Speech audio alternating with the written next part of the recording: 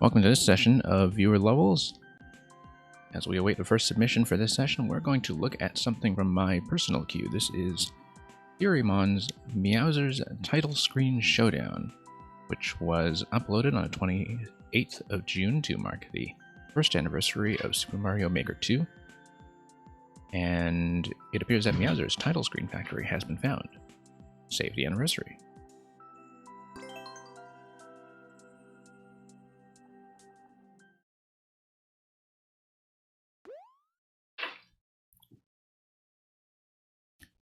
Now, the thing about Theorymon levels is that they often have some kind of elaborate thematic or story-based concept on top of what's going on mechanically, sometimes with a bit of a surrealist element. This is apparently based on a sort of mishmash or remix of a number of the title screens that you see when you load into the game.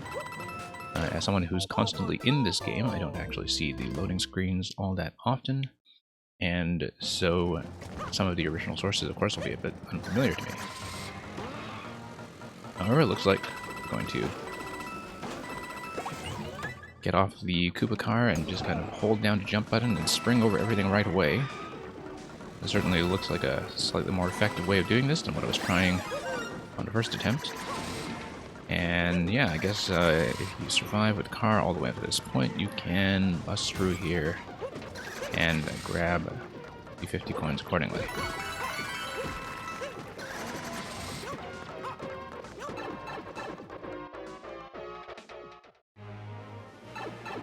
Okay, next section, it takes us to the Airship Circus World. And here's the bit with the showdown with Meowser, I guess. Interesting that it does, for what seems like a vertical world, use pretty much the full canvas of the right space. Well, not the full canvas, not the full 2 screens, but something pretty close to it. I should be able to bounce over this, I think. Although, maybe attempting that is a bad idea. Let's go up the Hop Chop stack instead. And yeah, there we go.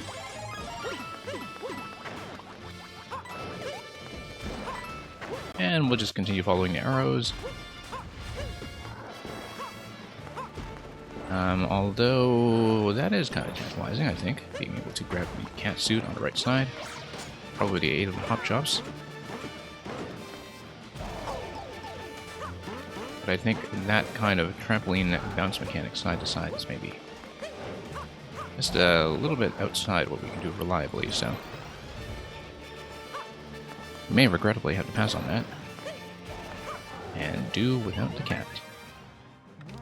Hey, Squid Liquor Stevens, welcome to the stream. We did just start up and the queue is open. The events that want to give us anything in here. You have an up Y to remind people of the input for the builder crates here, in case they don't remember. Looks like we do need to stack something off to the side. Oh, I see that there's a creeper on the other side, just barely off the screen, that restricts the crates in such a way that makes them fall. However... Oh, you know what? Why don't we just put 2 crates here? Waiting for some kind of P activation is clearly not going to be the case. And Aeolian, welcome. Yeah, Squid Liquor, that's because I just started. I just got rolling and this is the first level we're playing. Sometimes we have some people who come in with the initial notification, but you know, that's why I run the warm-up level, so people have a little bit of time to come in. So thank you for the submission of your code, both of you. Aeolian, I assume that that is just going to be a continuation of the super world that we've been working on. And that would be perfectly fine. Okay. Okay. Seems like we expanded that, but luckily we have some more to work with. And to keep pushing against this. Oh, while Meowser's sniping us in the back. There we go.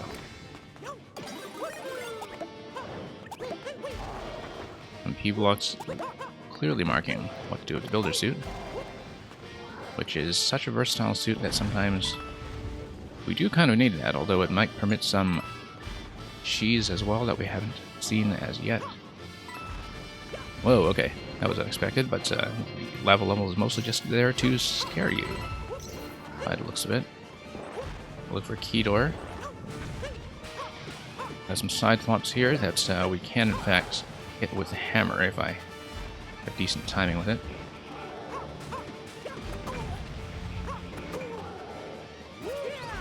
Okay, maybe not. Okay. Oh, am I being a little quiet on the mic? Okay, that's fine. Yeah, let me know if anything is ever off with the audio. And I can usually get that fixed up right away. Yeah. There we go. Yeah, because we have occasionally had some audio issues that pop up on the stream from time to time, I did not even notice that the clock was going to be an issue. I haven't been paying nearly enough attention to that as we dawdle around with the hammer suit here and there, just thumping around with those crates. So. Interestingly enough, I think the way this is built, you can in fact go back. Not that you would ever want to. Nope, no point in doing that. Unless there was anything interesting going on with that blaster.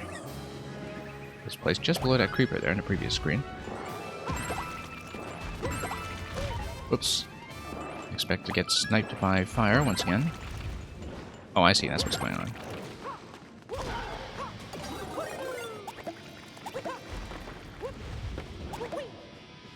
Okay.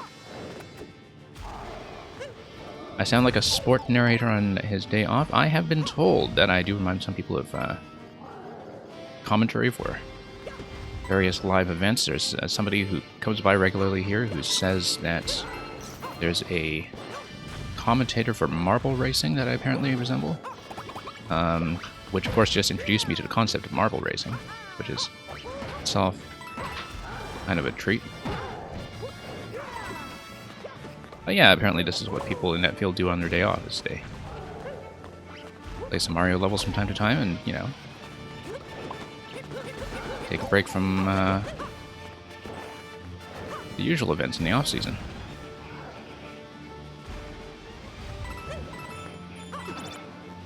Okay, so on-off switch gave us something, and I don't think I was paying enough attention to know what exactly. Ah yeah, here we go.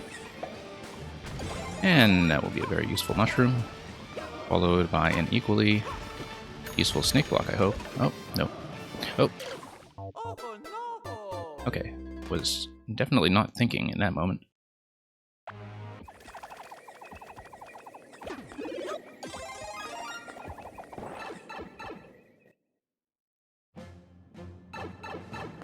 Yeah, the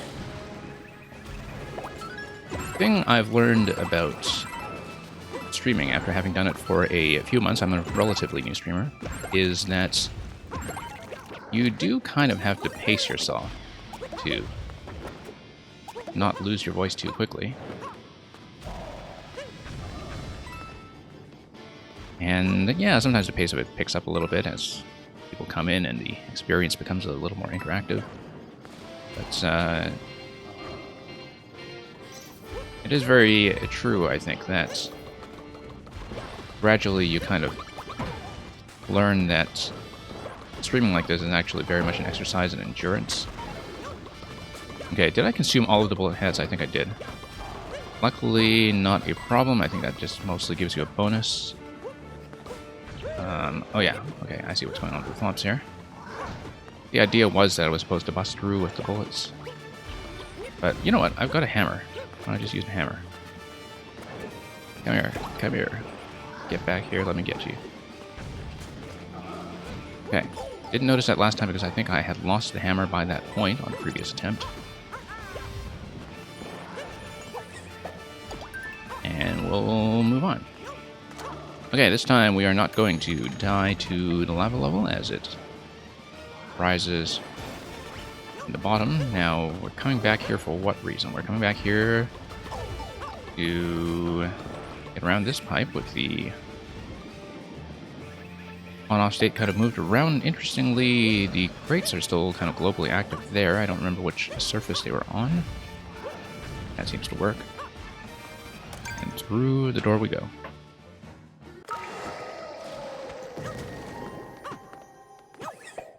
Yeah, as long as you can understand what's going on.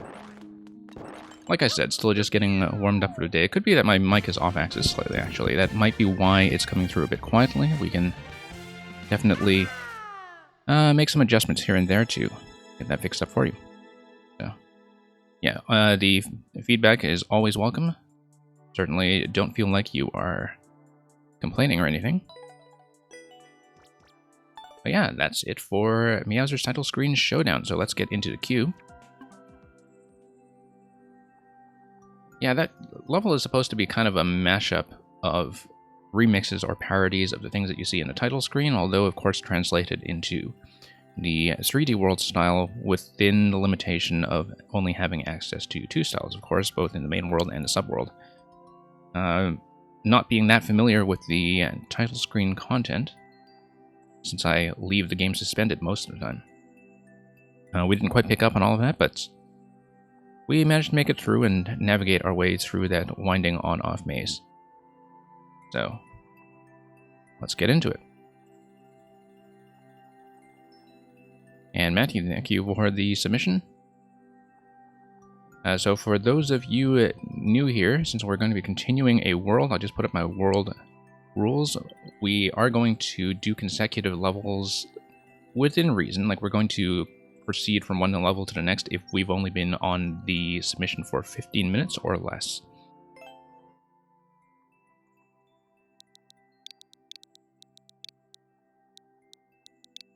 And yeah, hey Matthew, thank you for Never Gonna Give You Up, which we had actually, I think, seen previously on a stream, but I certainly don't mind pulling it up again.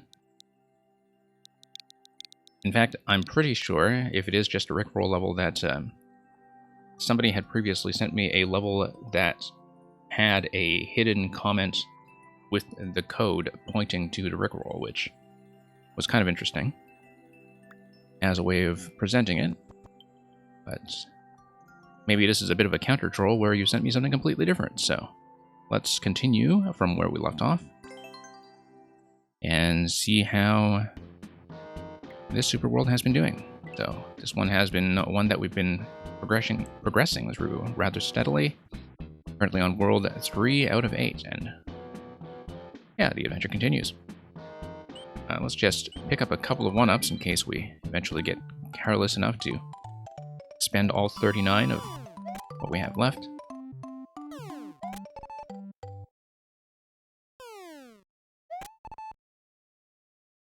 Okay, there we go. I've never really been able to do this one cleanly.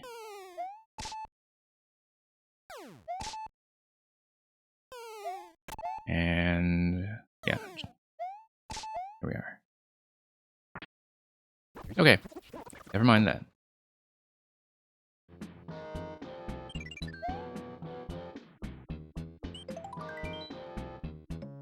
And then we'll actually get into the real level in a moment. I mean, obviously this is not doing us much good in terms of snatching lives.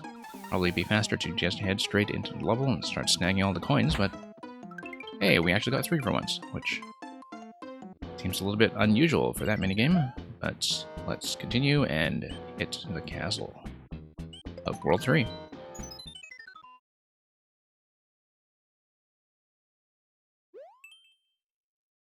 Oh, Matthew, if yeah, you want to change your code or just pull it up for something else, that's perfectly fine.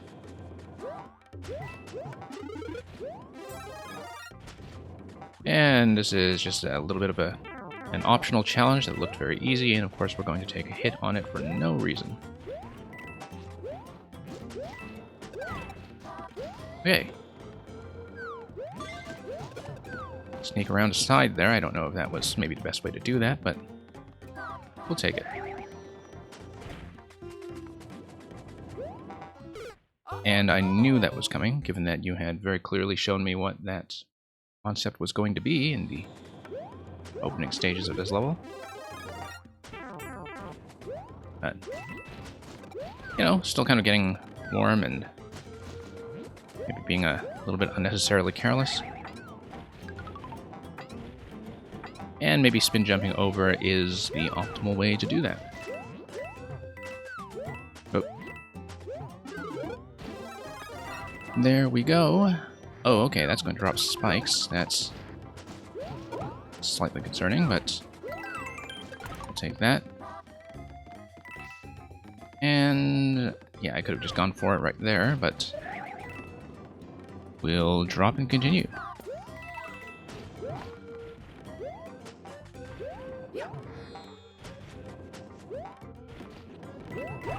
Okay. Going to beat him to the punch there. And yeah, we'll take this door instead. That looks like it might be an optional route. Okay, no. Just a one-up. Better to drop back in here then.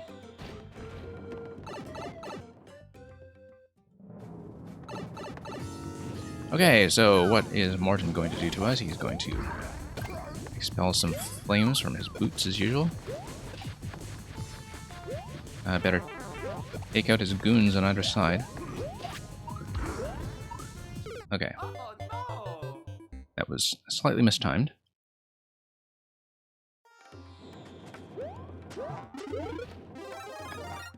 Okay, let's maybe play a little bit more cleanly this time. Okay. I do like how nicely this flows for the purposes of speeding through it on further attempts. It certainly seems well tuned for those purposes if you want to go fast. And I think that's something I've observed about a number of your other levels in this world before as well. That there definitely has been some attention to letting fast players have a bit of a thrill. And we'll just make it through once again. Terminator, welcome back. Thank you for living on the Edge 3.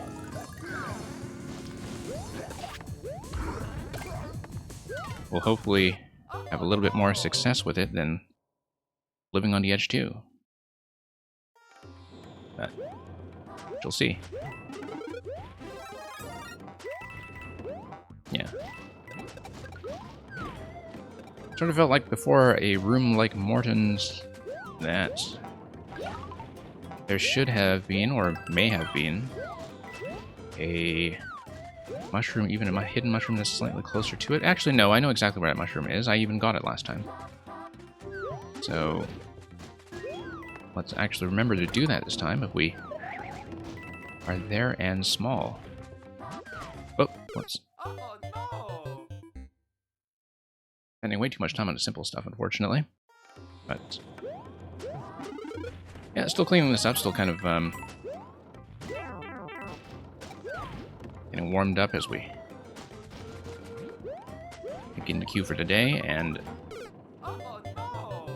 makes sense to do that with a traditional level that maybe has a bit of leeway, in which it's probably also giving me a false sense of security when it comes to how precisely I need to do really anything. Yeah, just a bit of a rough start on my part, but we'll try to get caught up quickly.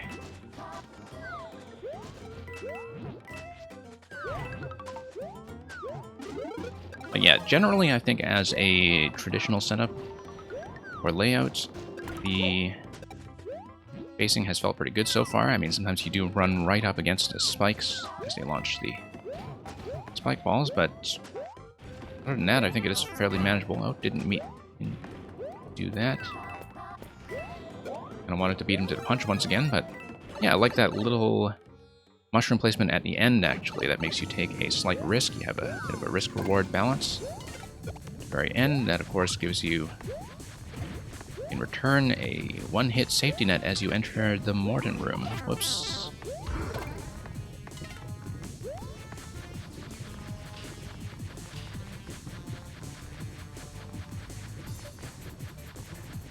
Okay, let's let him wake up. Whoa. I always forget to account for how high he jumps. That's certainly not the first time we've had some issues with that, but we are through, and that is going to be the end of this one.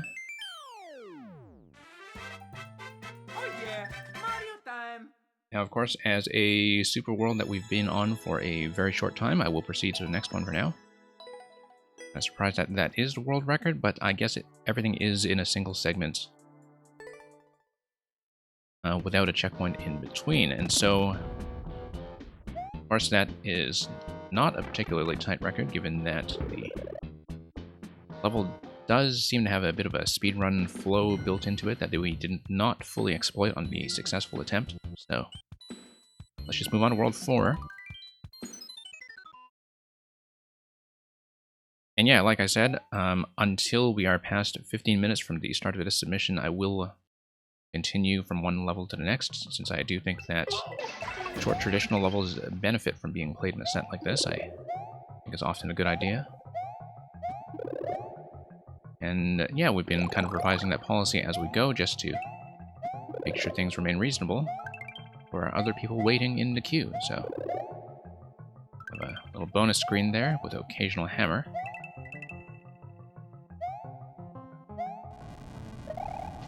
Yeah, here we go. Mine our head around those spikes and around the muncher pipes. Guess it's a good idea to know that about the munchers. Now, not sure if this is just a reset door for something that is a critical piece here.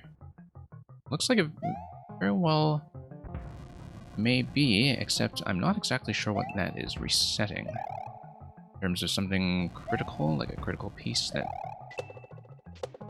might potentially be killed.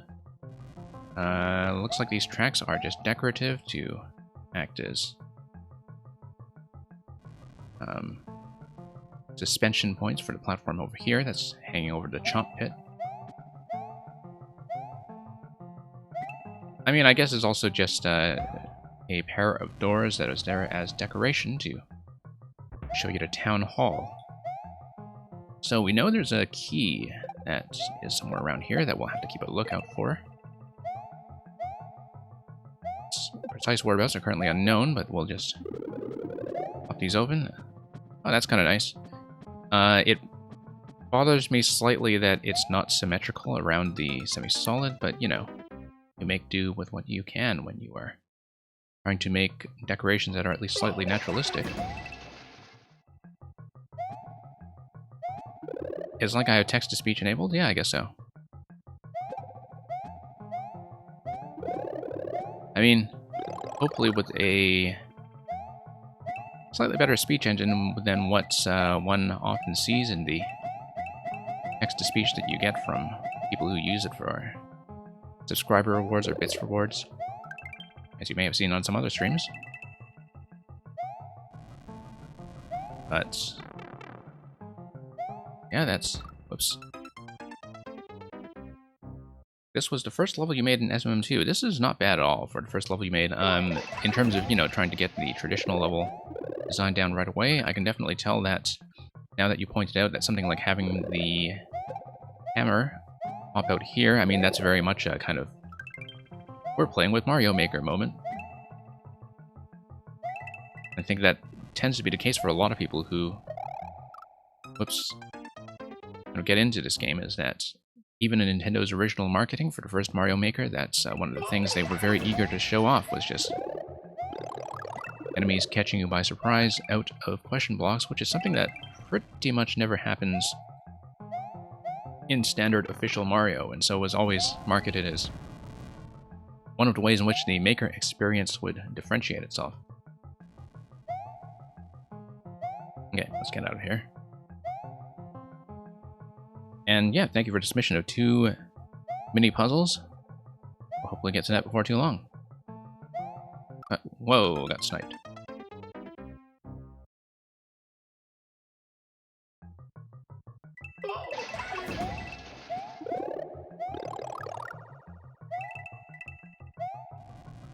Yeah, a bit of a sloppy start for me today, so unfortunately we might not see as much as I should have of this super world.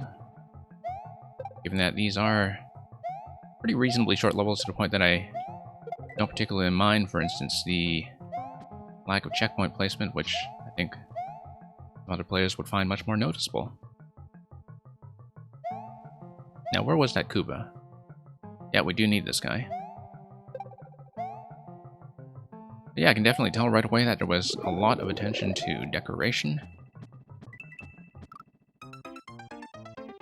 Really should give the chomps in general a bit of a wider berth when I'm running around them. Hey, you know what? We didn't actually check the vine at the start, did we? Just went straight down the slope.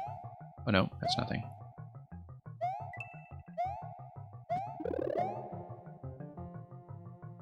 Well, in the context of Mario Maker, maybe. As the thing about Hammer Brothers is that, you know, when you go back to SMB1, it's incredible how deadly they are. That they are practically mini-bosses in that game whenever you run into them in their traditional,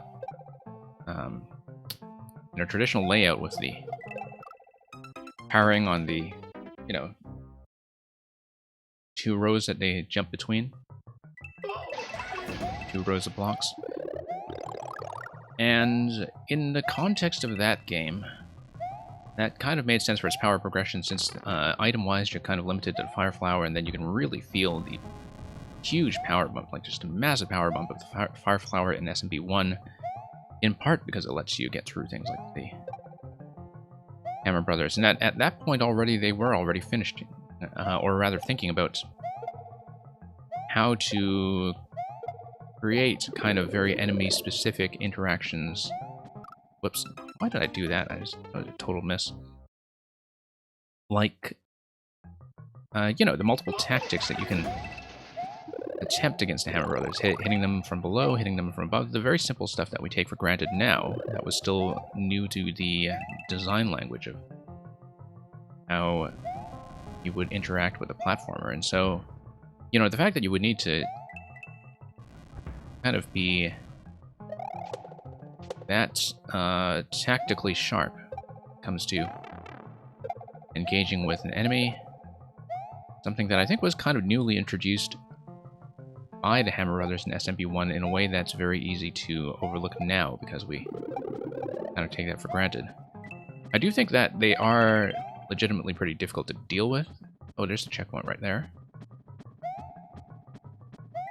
And that definitely, in the context of Mario Maker, the randomness of their behaviors puts people off, because it also makes them much less usable as, say, contraption pieces. This is why there's that running joke in the Steve Gaming videos, if folks are familiar with those. I think most Mario Maker players are familiar with those, particularly those who were around for Mario Maker 1, but given that Steve has been silent for the last few months, maybe not so much these days. Okay, this is a side thwomp. That's also a side thwomp. Oh, didn't expect that. That's okay. We'll just...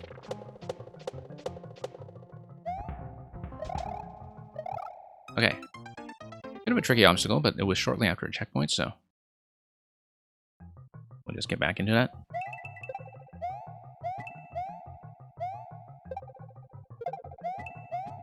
Yeah, kind of a nice cavern adventure level so far. I can definitely see the effort early on that was put into using elements that were really just for aesthetic purposes, but without cluttering up the screen. Things like the tracks that are for decoration, and even the spike tops that were kind of running around in their isolated chamber. Now, this part, I think, is a little weird, but yeah, we could have just jumped over it the first time. I don't see why we didn't do that.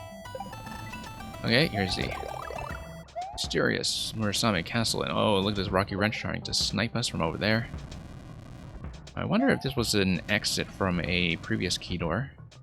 Certainly looks like it is exit, not exit only in a strict sense, but you know, once you leave this chamber, it's not like we're coming back in with the key unless we're wrapping around the right side.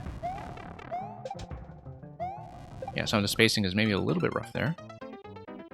Hey, Aleph Sub-Zero, welcome. Thank you for Poison Pipe Peril version 2.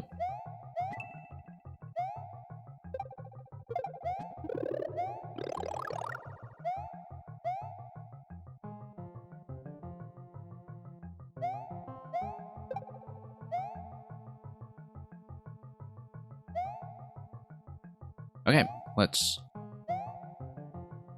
back in here, and yeah, let's just do this the easy way for once.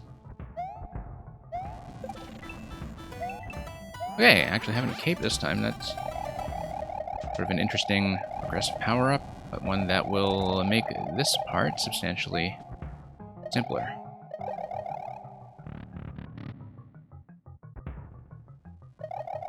Yeah, because it's a joke about, I guess, Aleph-Zero and Sub-Zero from Mortal Kombat, I would assume that's the thing that's the joke in the username. I assume that these are just aesthetic doors that are matched, and they are. Whoops. Oh. That was really a terrible adjustment over there. Old Mario, thank you for a super Pokeball. Kind of like a Pokeball of Japanese noodles with various accompaniments, but essentially with Pokies.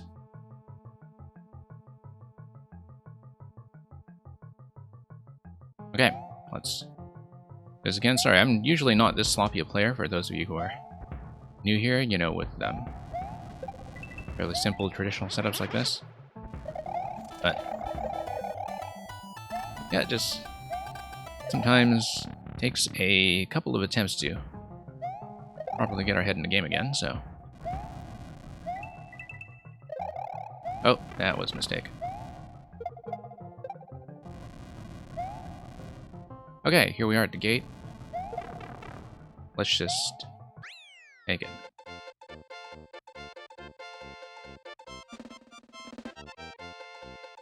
Well, your dad has good taste in usernames, I guess. I don't know of very many people who actually do inherit their usernames and accounts, so the fact that you got away with a very tasteful choice, I think, is definitely your good fortune, so... Thank you for Stone Town. We will tap out of this for now and head on to the next submission in the queue. Aeolian, as you know from 4 worlds of experience here, you are quite welcome to resubmit for us to continue.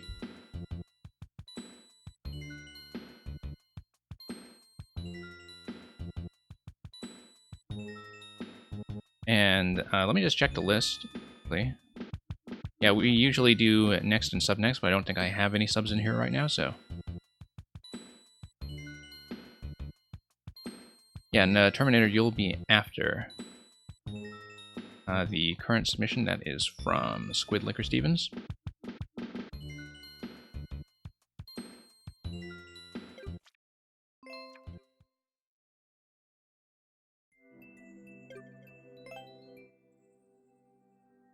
Okay, let's punch that in. That's going to be a 3KB. It's G3.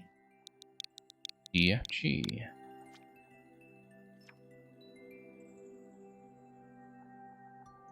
Okay, so is this a request to play the world, or is it a request to pick a level? Because when people send me their maker codes, I do always feel the need to ask. As you know from seeing us just now, we do have a policy in place to play the world, or at least part of it, if you want me to try that. We can, of course, always just look at a specific thing that you want to have tested in, oh, I guess this continuous game, which is Mario 69. So, yeah, let me know if you have a particular preference. If you don't have a particular preference, I'll just pick something. To play the world? Great.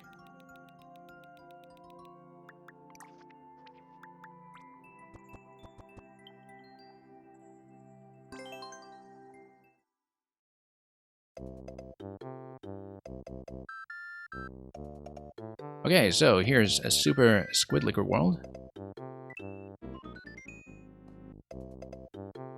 And... okay, we're going to begin with a modest bank of 5 lives, which will require us to be a little bit cautious. I mean, I do know that most people consider the lives just to be meaningless because you only lose checkpoints at game over, but I do like to add a little bit of tension and say that I will, in fact, observe the game over, so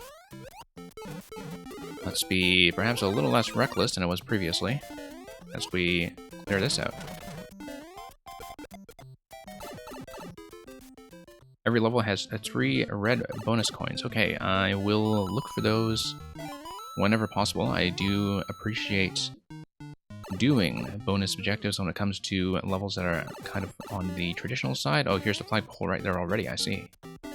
Yeah, particularly because, you know, you've got the ending pretty much right here, so I think it certainly makes sense to do a bit of a hunt.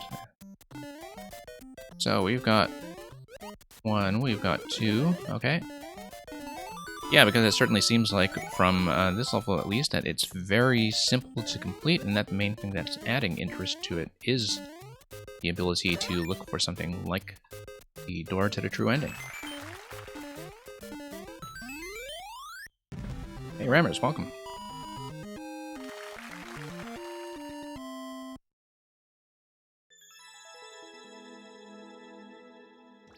Okay, pretty neat. That is definitely a very short and simple 1-1, but one that's at an optional route that was of some interest, so we'll just hunt around, do a bit of exploration.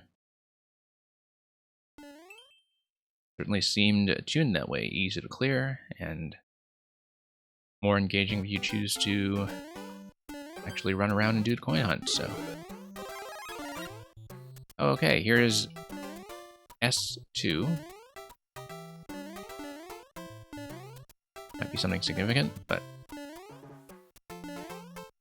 unless this was originally just a 5-2, okay. We'll definitely have to grab a Koopa shell to get around this little thing here for coin 1. Oh, there's coin 2, I just totally missed it. The fact that I totally missed it is something that tells me I should go back. Luckily, I can. Hey, Capiel, hope you're doing well. Yeah. Actually kind of like how you made that little slot in the pipes there. A way to get back around without breaking up the decoration. I'm gonna check something here. Yeah, oh, I guess we were past checkpoint, which is why you would put the safety coin in there. And yeah, we'll just blast through as much of this as I can. Looks like we have more 1-ups.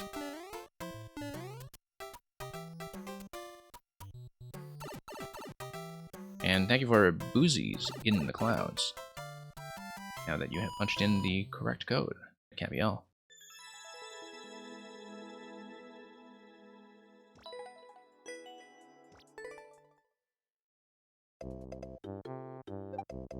Okay, fairly neat so far. Yeah, once again, this is pretty much precisely the kind of level design that I think benefits substantially from being played consecutively in a world. I think if I just played everything in a short, contained experience by itself, that, you know, the levels wouldn't make that much of an impression on me simply because they were short, but as something that's continuous adventure, that kind of constantly keeps you on your toes with the bonus objectives, I think it works quite a bit better. Okay, never mind, Yoshi. Alright, thought I could maybe wrap around there, but that was definitely overstating what I was able to do, so. Hey, Propin, it's going alright.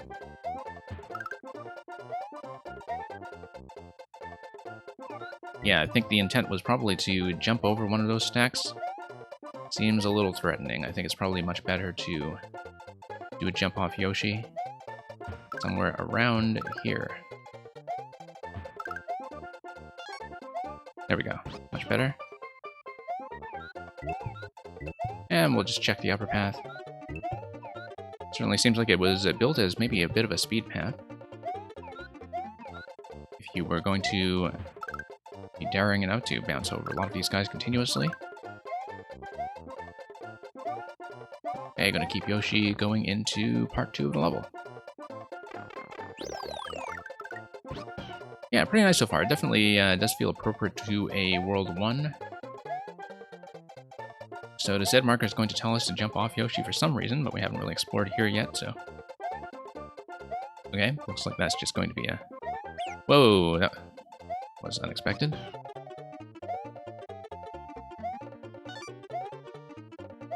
Now, do we actually need to abandon Yoshi? I guess we do. Alright. But Red Yoshi it is. And we'll ignite the bomb. And Propin, thank you for throwing things. Thank you for the level entitled Throwing Things. I don't know if I want to thank you for actually throwing anything. Okay. There is a coin here. I am going to come over here and check this just to see what's going on. Okay. I mean, this is neat if you have entities to burn. It's, oh, I see that you have some one-ups down there. I can't really see where I'm going there, unfortunately, and so... Oh, that's just a locked door. Okay, and now we're in trouble. That's fine.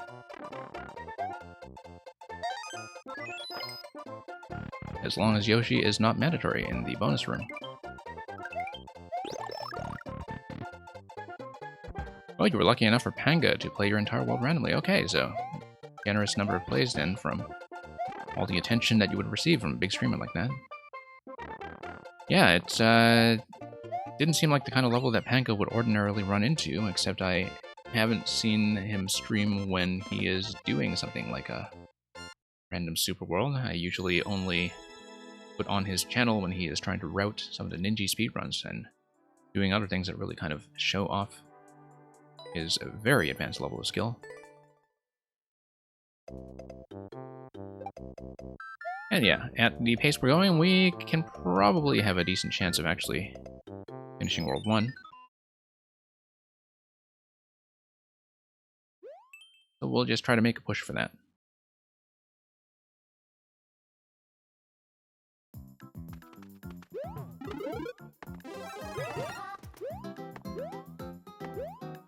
Yeah, grabbing every bonus objective so far, of course. But yeah, as far as traditional spacing goes, I think this has worked out fairly well. There's your F-tier Hammer Brother right there. Of course, I think we actually kind of needed him to get up to the next level, didn't we? Unless we just run up top, that works too. We just try to get a nice bounce off that Koopa when it comes up the middle, and we'll see what we do. Okay, Cloud up here. Twirl, twirl, twirl. There we go. Yeah, a bit of off-screen play over here, particularly once you take out some of the hammers and Koopas. And that's why I guess you don't take out the hammers and Koopas. It does lead to a bit of an SD lock situation, where you might not be able to progress unless you run around and manage to respawn anything, so. Third coin. It's right past his sumo zone. Luckily, they're going to stay well away from my way. Yeah. No checkpointing and therefore no safety coin this time, but we will take the true ending.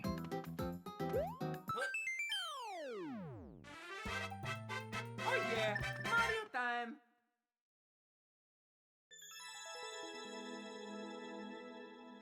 Yeah, I think when you said that only about 3 people actually went out of their way to play the world, yeah, there are a lot of people, you know, when it comes to level sharing, even through big streamers or even bigger sites like Reddit and so on, that the conversion rate can be alarmingly low in terms of how many players you actually get. But I think, you know, every engaged player who's actually interested in your content is worthwhile. So, definitely not very cost efficient to try to use that as a marketing strategy or anything. A lot of people will just kind of sit back and spectate.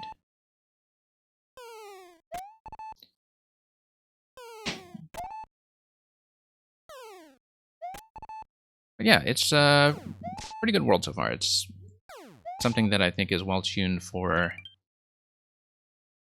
how relaxed a traditional set of levels should be when you're also keeping the player on their toes with something like a very limited bank of lives. We have gone up, of course, from 5 to 15 lives, and that feels, about well tuned for a World 1 that is played by somebody being very careless.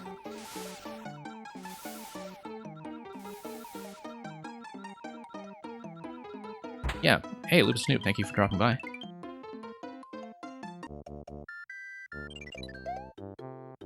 Yeah, I mean, it's a matter of really knowing your audience, I think. In terms of being able to find specific individuals who are going to click with the tastes you have. And yeah, Lupin Snoop, I can totally see why you would get along well with Sneakin'. I think you two have pretty similar views when it comes to level pacing. So, yeah, it's kind of nice to see people who actually are really willing to be engaged with content. And, I think every player who really takes the time to appreciate what you're doing is worth a lot more than people who just kind of step in to put a completion stamp on it and forget about it afterwards, so. Oh, okay, here's the other one. I'm gonna move a B over here so I can get back up. I'm gonna move 2 Bs over here so I can get back up. 2 Bs. Or not 2 Bs. Okay. Can't wall jump out of that, can we? Yeah, we can. Okay.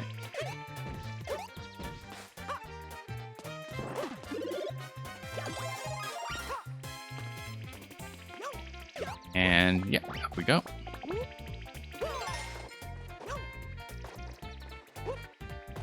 And yeah, I was just having a conversation with Sneakin' a couple days ago when he was dropping by that was specifically about level pacing and how... I mean, he is somebody who really does enjoy things that, can be done in 20 seconds, whether they're designed as the main route or a bonus. But which have a progression that's, kind of tuned to like a 15 to 20 minute progression. Now, what are we doing with the POW block here?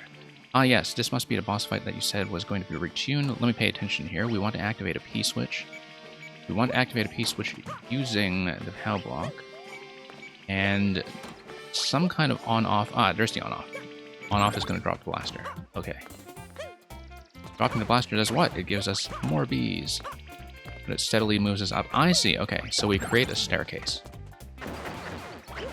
Wow, okay. Yeah. Takes a moment to understand this, but the idea is actually kind of interesting. Let's see what else we need to do here, though. It looks like we'll need one additional activation to get that upper blaster to drop on the P-switch. I'm just going to jump around up here just to see what's going on. I mean, I do see what's going on, that I do know the next activation is going to do a trick, but I wanted to come over here and see the World 1 decoration anyway. So, one more switch activation. Oh, stood a little bit too close there. Awesome Lamb, welcome back.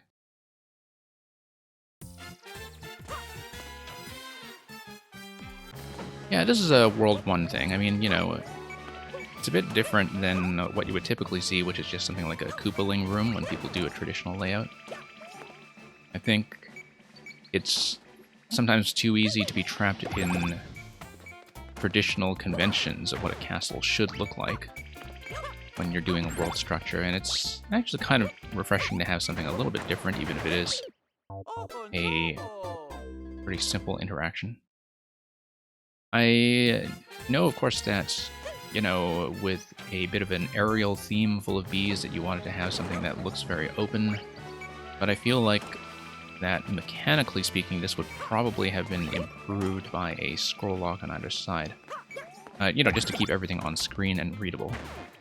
I do know that when people work with levels that have more of a sky theme to them, though, including one that is built in the ground style, in this case, that's, oh, let's grab another POW. That's very often, to preserve the open look, you don't particularly want to build a wall on either side. Nevertheless, I think the thing that makes this fight look a bit weird is that it is not scroll stopped. So, despite being in the 3D world style, there is a bit of a Mario Maker 1 feel to it. Which, yeah. Now, I don't know that the beat block timing is actually doing much for you here in terms of slowing down the pipe drops. I know you're trying to go as slow as you can already just by using a blue pipe. Whoops. Oh no! And I guess you want to slow that down enough such that the player actually does have to deal with the bees on each round, but yeah.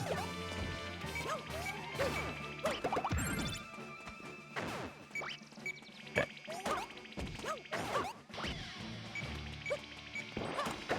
Yeah, as far as the visual guidance goes, I mean, you have a lot of stuff that's kind of pointing to the on-off switch to draw your attention to it.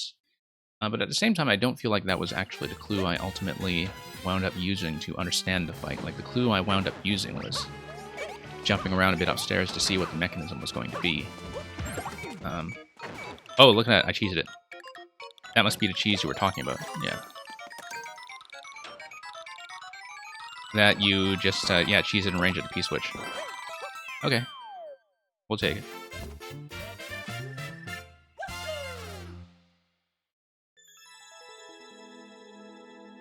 Okay, I'm a little behind on chat, but I'll catch up on that in just a moment. So thank you for the submission so far. If you want us to continue the world, I'll play it in a separate session. So let's mark that as a win for now. And we'll continue another time.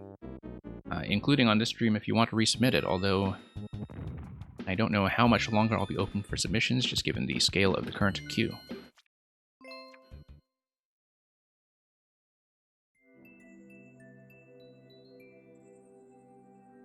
And yeah, I think, you know, that's always a call you have to make when it comes to a world.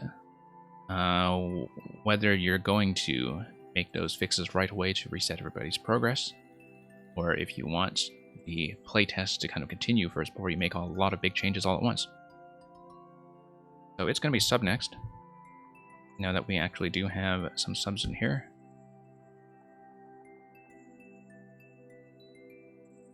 Yeah, and then after that, we're going to go back to next. So next is Terminator after Awesome Lamp.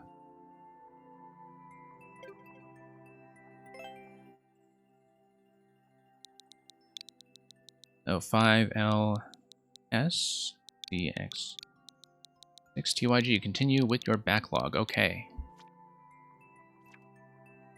That should work well. And yeah, let's just pull up the list. In the meantime, I'm just going to scroll through chat to catch up on some of the talk about the on-offs. Yeah.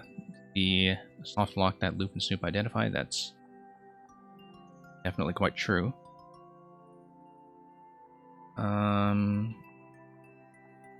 Yeah, I think I can visualize what you were talking about.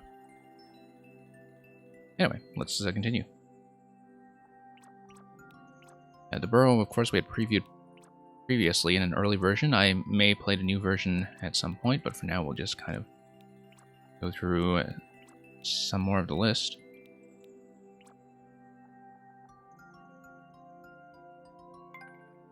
Hardest part of it, making a super world, is trying to make levels that don't feel like filler. I mean, I think it's important to take your time with it. You don't really need to use all 8 worlds. You don't really need 30 to 40 levels if you don't have 30 or 40 ideas. I think, you know, even something like, to take a well-known example, something like Bufflin's World that had 10 levels in it that were all kind of, you know, low expert, high super expert difficulty. Like 10 levels in that case felt like a much fuller experience than a lot of 40 level worlds that I've seen. So it really depends on the tuning and length of the individual levels themselves in terms of how many ideas you want to pack in. This one's going to be a really easy one, 78%. We might take something a little bit more involved. Hold A, Shellsping Skies. Let's try this one. Merlin, it's going well. Hope you are fine also. And yeah, you know, the Awesome Lamp, I think it's quite normal in this game to take breaks and play other stuff. Oh, hold A. I totally didn't follow instructions, but you know what? We'll scout and we'll try to cheese things. course, part of the issue here is that we like to hold B, so it's going to be a little bit of an auto level. And we just kind of activate every shell and keep an eye out for opportunities to cheese it manually, although I don't think I'll be able to do that with all those fire bars flying about. Okay, that was kind of neat. I mean, you know, a pretty simple auto layout, but it works. I will not have matched any kind of world record. 6 seconds off. Okay, so here's what I'm going to do. I'm going to see if it's tuned tightly such that holding A matches the world record, or if that player found some way to cut down on the timer a little bit. I'm not going to be one of those players who really tries to shave the timer manually myself, but I am just rerunning this out of curiosity.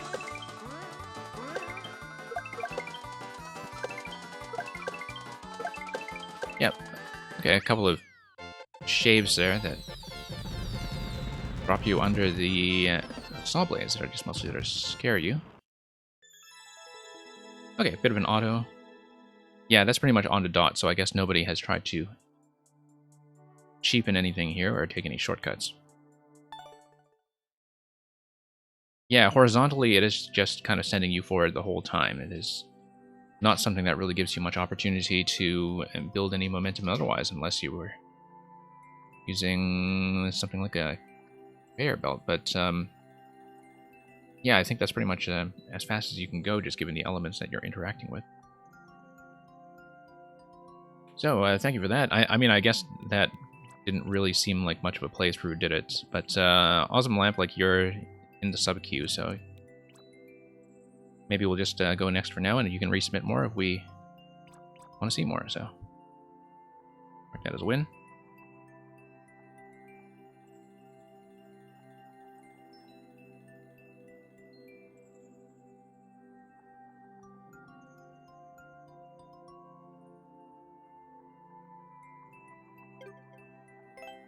Okay, Terminator, let's take a look.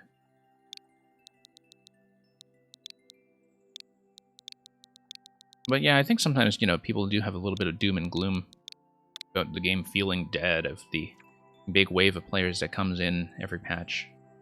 Just kind of drifts away again and plays other things. And the thing is, I think it's absolutely normal with a user content game like this for people to be taking breaks and coming back from time to time, and that it's nothing really to be alarmed about.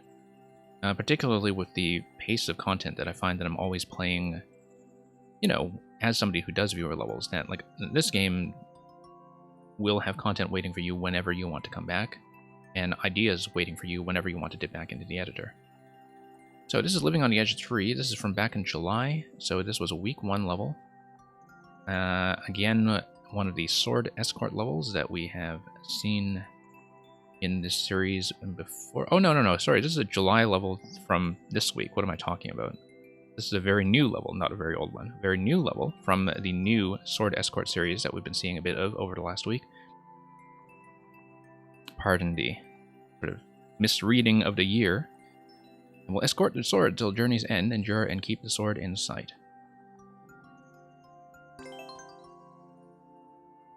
Yeah, yeah, that was a bit of a brain fart there. No, because people do send me levels from last June and July from time to time as I go through their backlog. And the fact that we are past the first anniversary is a mental adjustment I had apparently not yet made. Okay, let's see what we're going to do here. P-switch is something that we can tap, obviously, and then that is going to open up the coin column. That is also potentially going to open up the on-offs on the right side. So, yeah, the object here is to escort the sword. And the way we'll do it is...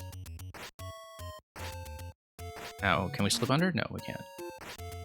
Okay, I just need to drop in somehow.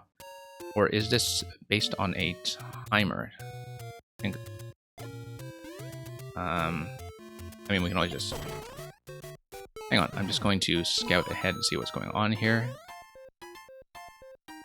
Okay, Pokey's up there. Alright, I think I need to start this one over.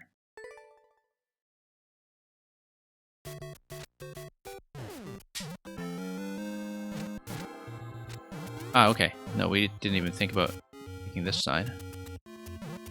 Oh, I guess the arrow would activate the P. Once the arrow activates the P, then we need some way to drop the sword or project it over. What do we want to do with that? That's a good question. That opens up the wall, and that allows us to potentially tap the sword through, right? Okay. I'm just going to look ahead to see what's going on here. I know that at the end there is going to be that sword escort gate that we've seen in a couple of different Terminator levels before. I'm just kind of wondering what this one-way panel setup is all about when it comes to doing the actual sword escort. Yeah, this level, I think, if I didn't already play some of Terminator's earlier stuff, it would be totally incomprehensible, and currently I'm still trying to understand it. But it is part of a series of levels that is all about escorting the Master Sword to something that is a power-up gate check at the very end. By, you know, kind of tapping it steadily. And at the moment, I don't actually understand how to progress through it yet, but we'll see if there's some kind of insight that we are missing. Play fast. Okay. Playing fast is usually the thing that kills us, yes. However, if I consume that sword, it's not a big deal because if the blaster is on screen, we can, in fact, spawn another one, right? Unless... let me think about this for a second. So let's say I consume that sword. I'm just kind of testing things right now. Oh, let's not. Okay. Okay. It looks like you do need to go quite fast. But let's say I... Okay, never mind.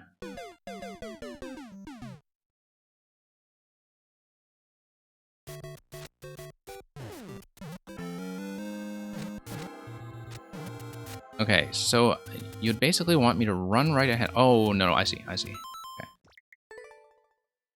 I need to beat that timing by firing this. And yeah, it's a race. It's pretty much purely a race. And I need to beat the key switch timer over here. Okay, I get it. I get it.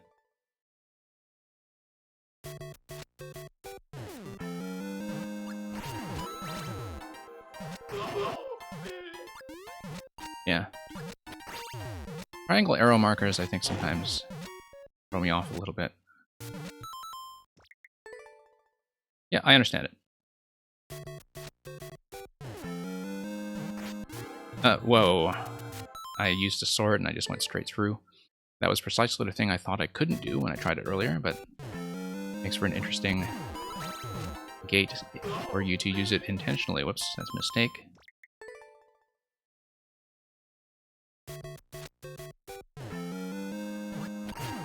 Okay.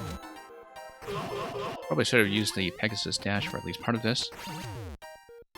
Yeah, I'm gonna have timer trouble right here. Okay.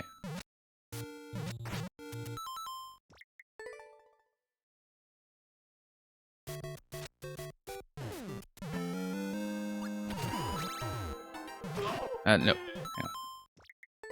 Yeah, I should actually use the Pegasus boots.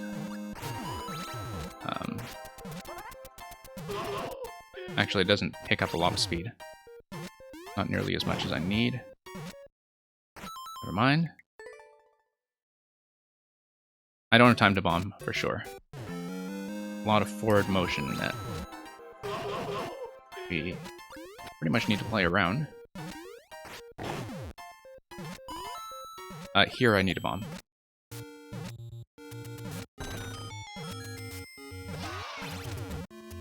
Okay, okay, we're still good.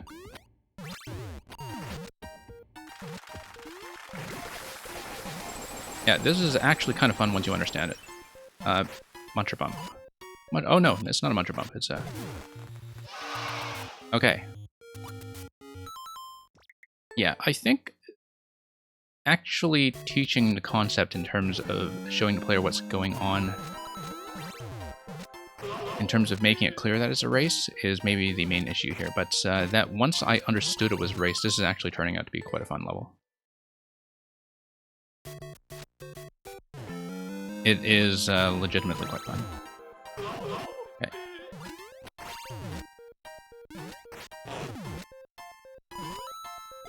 Oh, no, no, no, no, no. Wrong way. Okay.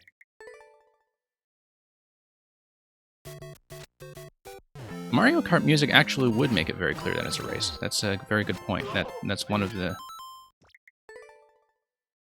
few things that I think is a very subtle clue to get a player into the right mindset, whether they recognize that it is the Super Mario Kart music or not. I mean, most people would, but you know, to kind of have that mental association with a race is something that would do a lot of work in a subtle way.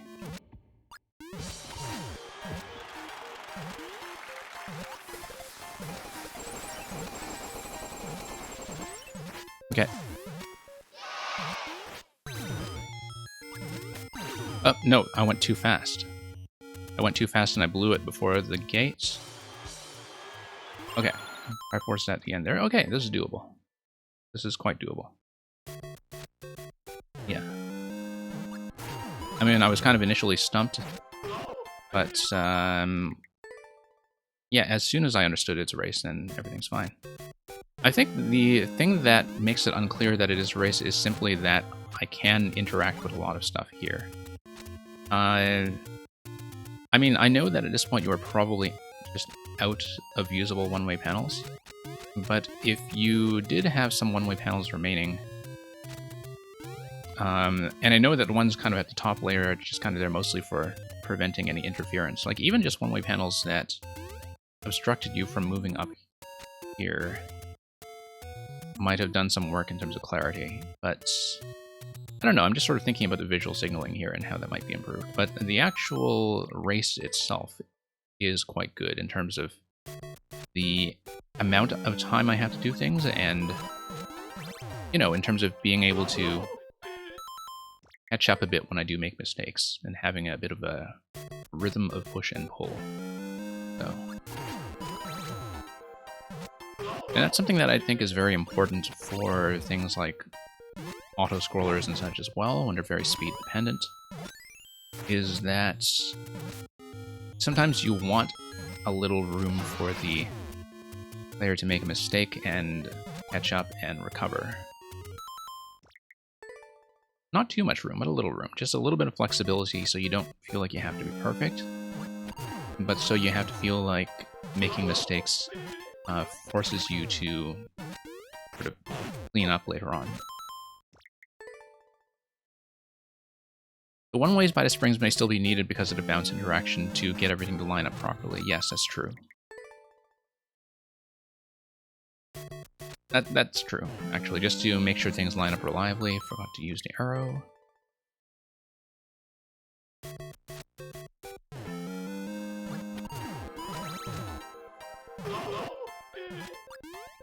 Yeah, I think it's kind of true that a lot of people would be very put off by the visual look just of the very first room. I'm kind of used to it in some of these Terminator sword levels, that they're built to be very spare and functional in that, like, they don't really have decoration as such. But I think one of the reasons it's important to think about aesthetics and decoration is that it makes the player comfortable and as a way of leading their eye to the right places, right? And that's a function that can't be overlooked. Whoops. Okay. Gain a bit of time here. Okay, let's... Oh, no. I was trying to shoot this thing. I released this way because I realized I was facing the wrong way, and I didn't realize I would hit the switch, so that was a dreadful mistake in precisely the wrong place and precisely the wrong time, so...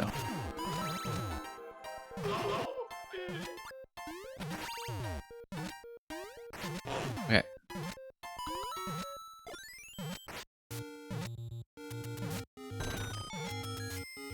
I would actually not recommend Airship Theme for something like this, the Cappy L, and the reason is because of the way the camera bobs up and down. I think that would cause problems when it comes to visibility of a level like this. You, in this level, are constantly keeping your eye in two places at once. You are kind of watching the sword position, particularly later on when you are at risk of destroying the sword, while also watching your own position down below. And that's the kind of thing that the camera movements in the airship theme would pretty much kind of totally wreck.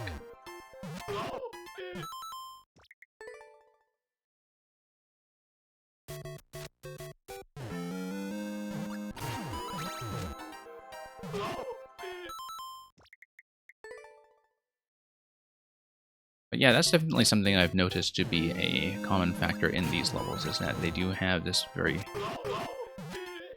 purely functional look, which, you know, for the upper segment, okay, I mean, you know, like you have a lot of parts that are making this work, but like, so for example, some of the one-way panels here are clearly only for the purpose of restricting player from going up, like that set of one-way panels we passed right there. And it is something that you can kind of work through decoration in terms of, you know, using things like ground blocks and hard blocks. Well, ground blocks, you don't want hard blocks because they can be blown apart from bombs, but to the extent that you want to restrict the player's movement or firing angle or anything else at this level, I definitely think that, you know, there are ways to do that with decorative elements that would make a lot of players feel more comfortable in it. I don't mind it so much because to me, I mean, you know, as a player at this point, I'm just kind of accustomed to the visual clarity of what's going on, and then I am following Link down below and a sword up above, and it's very simple, but I can definitely see why some people would be put off by it, you know, right away if they're just kind of confused at what they're looking at.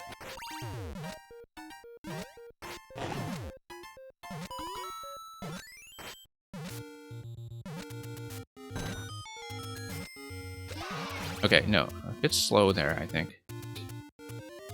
And I need to think about a better way to pop that. I think I just need to run directly into that shell. I may be hesitating a little bit too much there.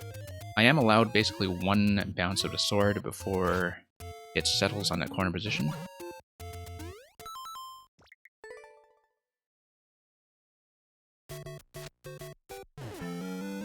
Yeah, exactly, Loop. What I was saying about the airship camera. That's something that I think that players often don't account for enough when using the airship theme.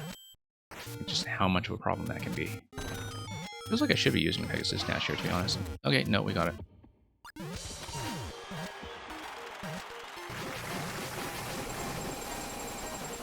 Okay.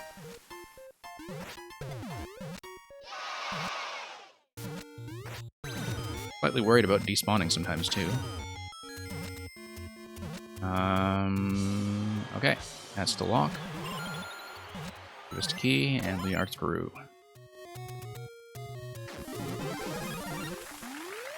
Okay, it's going to shower us with a Triforce of 1-ups. That one actually worked rather well, I think, by the standards of a lot of these sword escort levels, because it was fairly crisp and clear. I find that sometimes with the ones where you are actually tapping the sword, that they can be a little too fussy, because even minor adjustments in the player's position can totally throw off where the bounces are going to go. This one, because you're never actually interacting with the sword itself, has a certain reliability to it that works a lot better, so it is a fun one to play through. I mean, I know that people in chat, we were kind of talking about the aesthetics the whole time, but it is very, very playable. Sure. Thank you for that.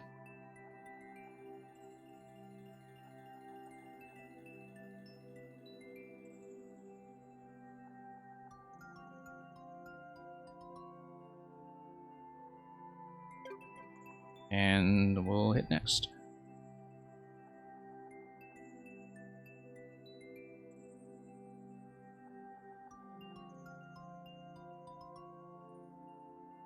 Actually, Squidlicker, having seen a lot of the Terminator levels that use a conveyor instead for the sword, the trampolines here actually do work better, and the reason that they do is not only because of the control of the pacing, but also because of that one segment where, with the Buzzy Shell activating the on-off switch, I actually really did need enough wiggle room for 1 rebound. 2 rebounds would be too much in terms of being able to pass that gate, but 1 rebound was able to get me through, and so it's little interactions like that that I think actually made the trampoline setup pay off, even though it is kind of very busy and very entity intensive.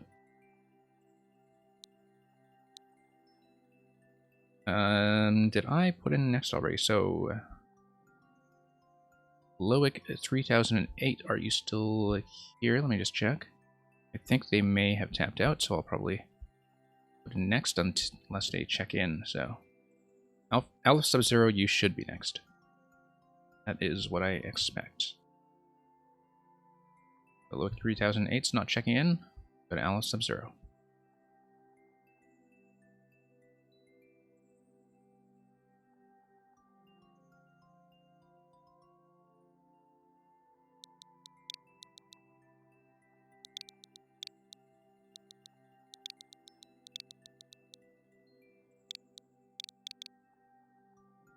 Going to make sure I am accurately reading all the 5s as 5s and S's as S's, and we'll take a look at Poison Pipe Apparel V2. Level from January, get through a forest of pipes. Be careful. Acid doesn't feel good on skin. No, it really doesn't. And... okay, let me just make sure I didn't miss anything really critical in chat. Squidlicker Stevens, earlier you were asking about the SMM1 community a few months before the SMM2 announcement. I can actually speak to that, and I will maybe address that in just a moment. Scrolling up through anything else I missed.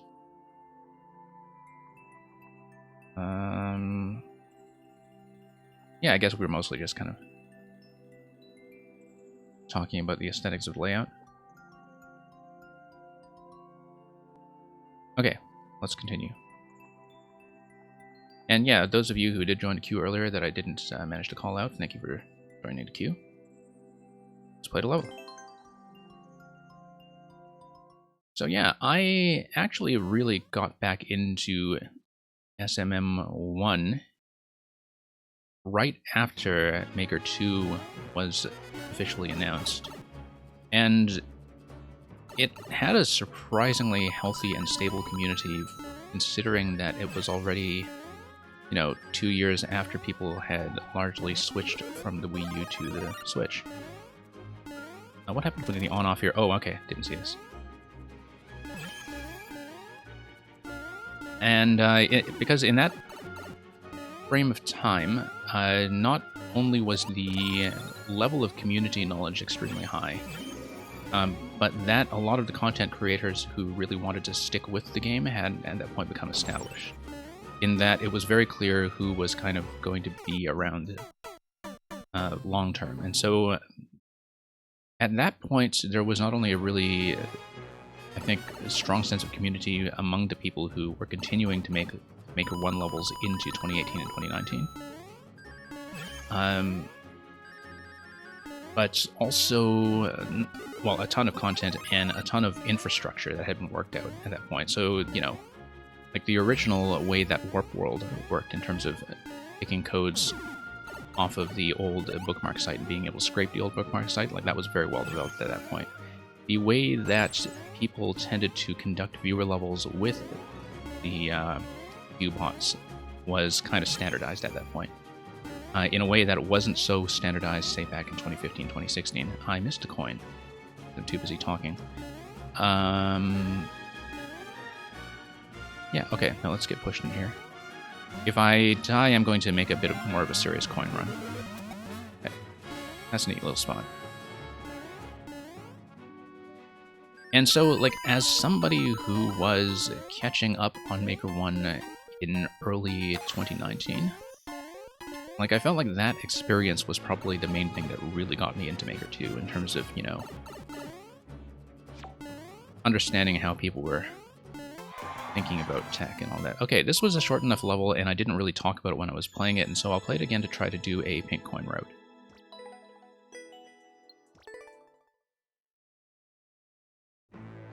Yeah.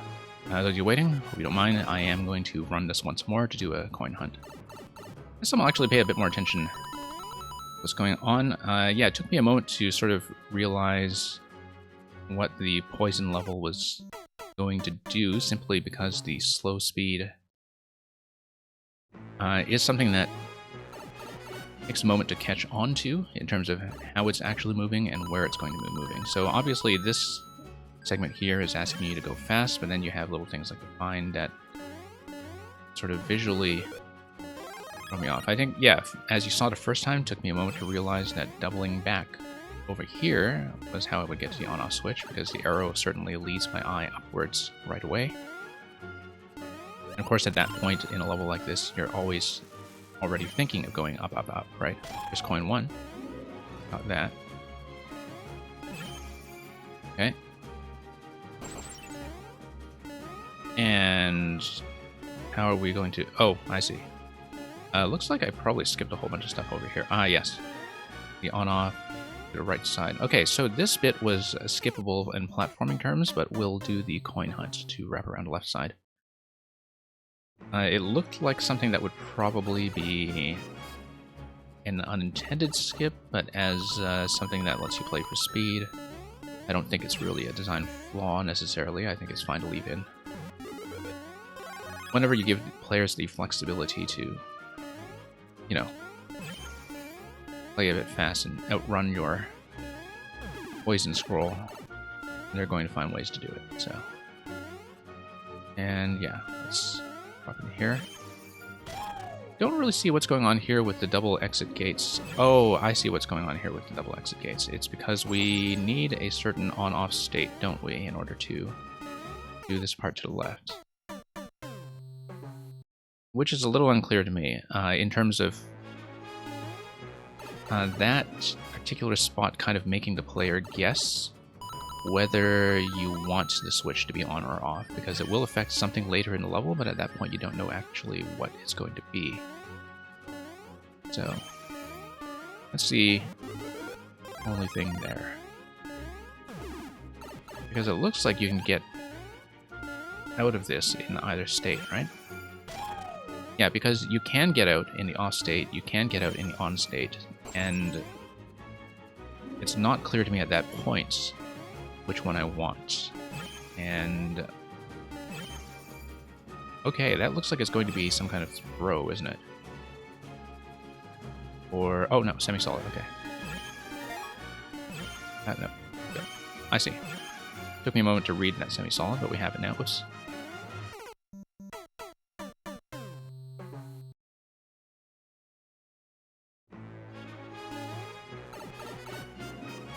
Oh, I don't really mind people, you know, using custom music just to complete a bit of a mix and match theming on their own level. But, you know, that's partly because we have such a limited music selection to begin with.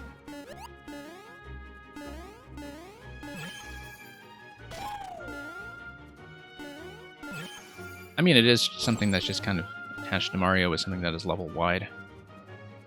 And you've got a starry background and everything, and so I really don't mind. Like, I know it might seem extraneous when you are accustomed to using custom music from a specific function, particularly in the middle of a level or for a specific room. But, yeah, there we go.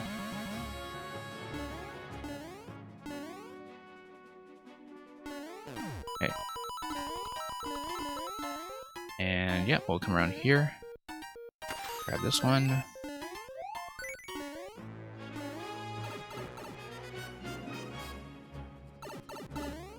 Okay, so this is going to push you up.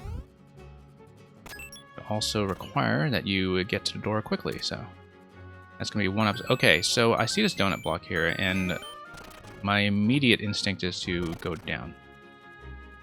Which you can't, because you have shells to ride the poison. Ah, that's interesting. So... okay.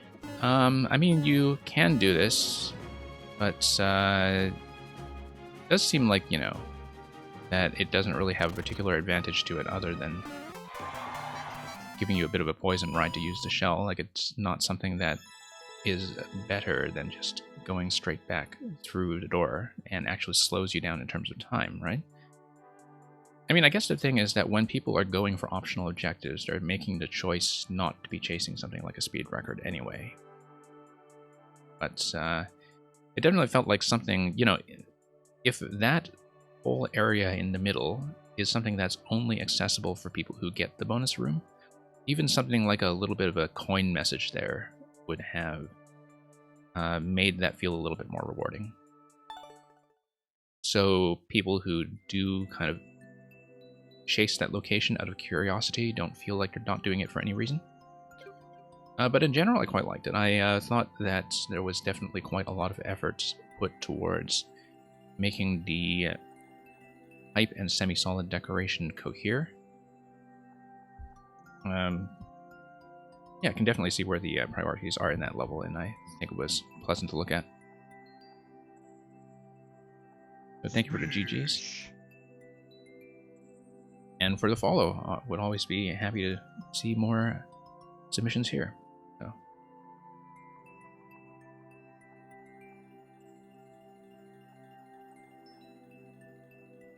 Okay, awesome lamp. Since we had some super high clear rates on your levels, I don't mind just plugging another one of them in, because it will not really slow down the queue. So don't need to feel bad about just kind of being the only sub that's currently here today and taking advantage of your queue priority. These are quick levels and we'll just get through them. So when Mario explores the woods, he finds a mysterious cabin. Okay. If this is a reference to the other work that is entitled Cabin in the Woods, I'm afraid that I won't really get it. But if it is just a cabin that happens to be in the woods, where we can extract some entertainment.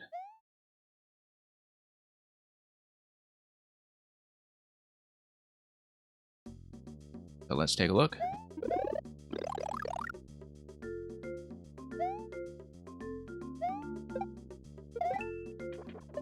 Okay, so... yeah, it's fine. I think it's maybe... So this is a thing that's very specific to Mario Maker that I bring up sometimes with traditional layouts, which is that you can feel that some levels are built for widescreen, in that they feel like much wider than a lot of traditional Mario does, and it's a little bit deceptive because, you know, if you go back to something like SMB3, some of the spacing in that game is actually surprisingly wide, partly because of the jump physics and just how much further you travel in SMB3. The POWs are not really interactable. Okay. We'll just head into the cabin. Okay, so this is going to be a bit of a transformational sequence. And yeah, maybe we'll see why the outside is built that wide. Because we're going to traverse it and there will be some kind of transformation, I'm sure. Yeah, so I guess the outside is kind of intended to look a little bit empty at first glance. Although rather than going right to left, we are going left to right. Which is interesting because... well, okay, no, it's actually that we're continuing left to right. It isn't something that will mirror the layout of the first half.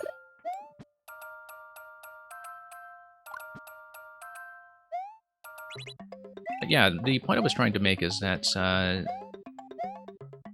sometimes, like, spacing can feel a little bit uncanny in a Mario Maker level simply because your perception of a level's length when it comes to traditional Mario is kind of thrown off by the original aspect ratio in some very subtle ways. And so I find that sometimes you see traditional levels that kind of almost overcompensate for that by having almost a little too much horizontal space that is not really adding as much variety. And, you know, this is not the only level I've ever mentioned that with. Like, that actually happens quite a lot. And I think when, you know, Luke was saying that it looked a little bit plain, I think part of it is that, you know, whether you're going fast or whether you're going slow, there is a kind of pacing to how many things are you interacting with at a given time. And of course, that's going to change with difficulty. So something that is kind of like a team shell level or something where you're constantly jumping, you know, you're interacting with something multiple times a second. Something that's traditional will be a little bit gentler when it comes to, you know, how many steps are you taking before the next thing you do or the next thing that you have to look at in a new way.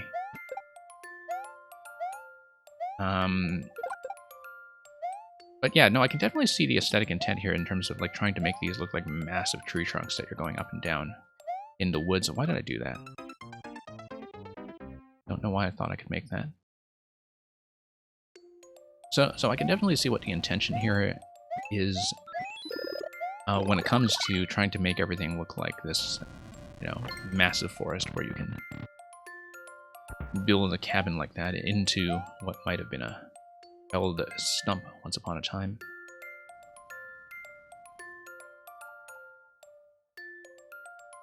But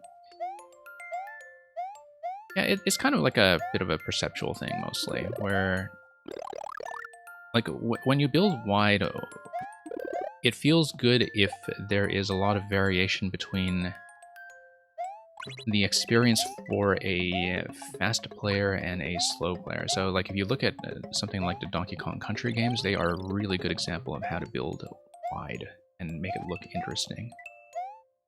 Because there's just kind of a really big gap in the experience between a speedy player and a slow player. Like this, basically that the slow player isn't doing the same thing slower, they're actually doing completely different things and interacting with completely different parts, if you know what I mean. And in order to create that effect, you know, that's when you start thinking that, okay, it is maybe necessary to have more pieces that you can play with, because it gives the player more choices. Or, you know, do I make this part of my route, or do I use this interactive element, or what, right? And, okay. This will drop the P-switch on the ground for me, and that's fine. If your timing is a little bit unusual, though, it does feel like a slightly blind drop, even though you do have a 3-tile landing zone to keep you company. That's fine. I mean, aesthetically, I do appreciate things like the big tree here. Like, you can tell that it's supposed to be a bit of a treetop hop, since we're on the subject of DKC. Here we go. Drop down. But yeah, I mean, I think, you know, in terms of traditional level design, this is slightly more of an advanced consideration when it comes to, you know, how do I make my levels feel good. But that's how we gradually get more refined at these things, I think. And the awesome, you know, like, it's absolutely no shame in recognizing that about older levels that you've done. Looks like we've disinfected the swamp. Okay. Yeah, we went out of one cabin and into another. So. And yeah, Awesome, you know, having played some of your more recent stuff, I know that you've kind of identified this as something to work on and improved it quite a bit, actually, with some of the more recent levels that you've shown me. But it is definitely something to keep in mind with traditional levels, that there is such a thing as, I think, building a little too wide or a little too empty in such a way that doesn't actually increase the interest that has been created by that space. But thank you for that. We'll move on. And yeah, I agree that traditional levels are very difficult to make. That, you know, the more you try to poke around with how to make them feel good and fair and also provide a wide range of different playstyles and experiences, you develop an appreciation for just how much thought Nintendo put into that stuff in the first place. Now, did I mark that as a win? I don't think I did. Okay.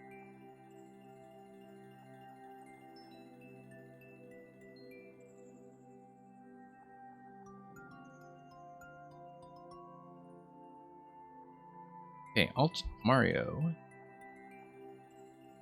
I believe you are listed in the chat as online. You may wish to check in anyway. Know if you're just lurking. Okay, you are here, okay.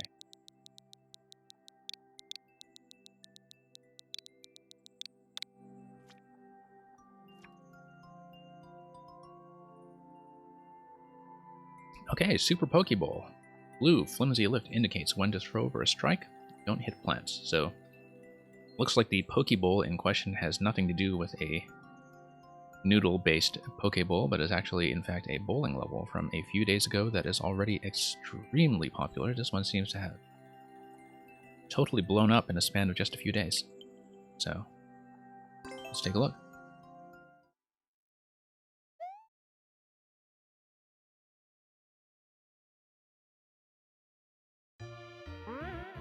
Okay, so this is just a bit of an instruction for using Y to throw. Blue, flimsy lift. I see. Okay. You want the lifts to match, and then that's the release timing. So this tutorial screen is just going to give you the timing. Yeah. I see, and I guess the top right is trying to illustrate that to you as well, although, to be honest, I didn't pay attention to the top right until just now.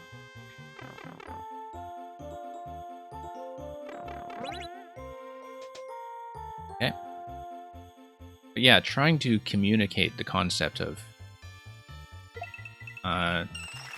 player using that blue platform as a visual indication is definitely something that's, I think, a challenge you must have been thinking about when it comes to that. Okay, don't hit the plants, and then that's because the plants lower the P-blocks or make the P-blocks disappear and drop you into the abyss. 35% of players have done that at least once, apparently, approximately, on average.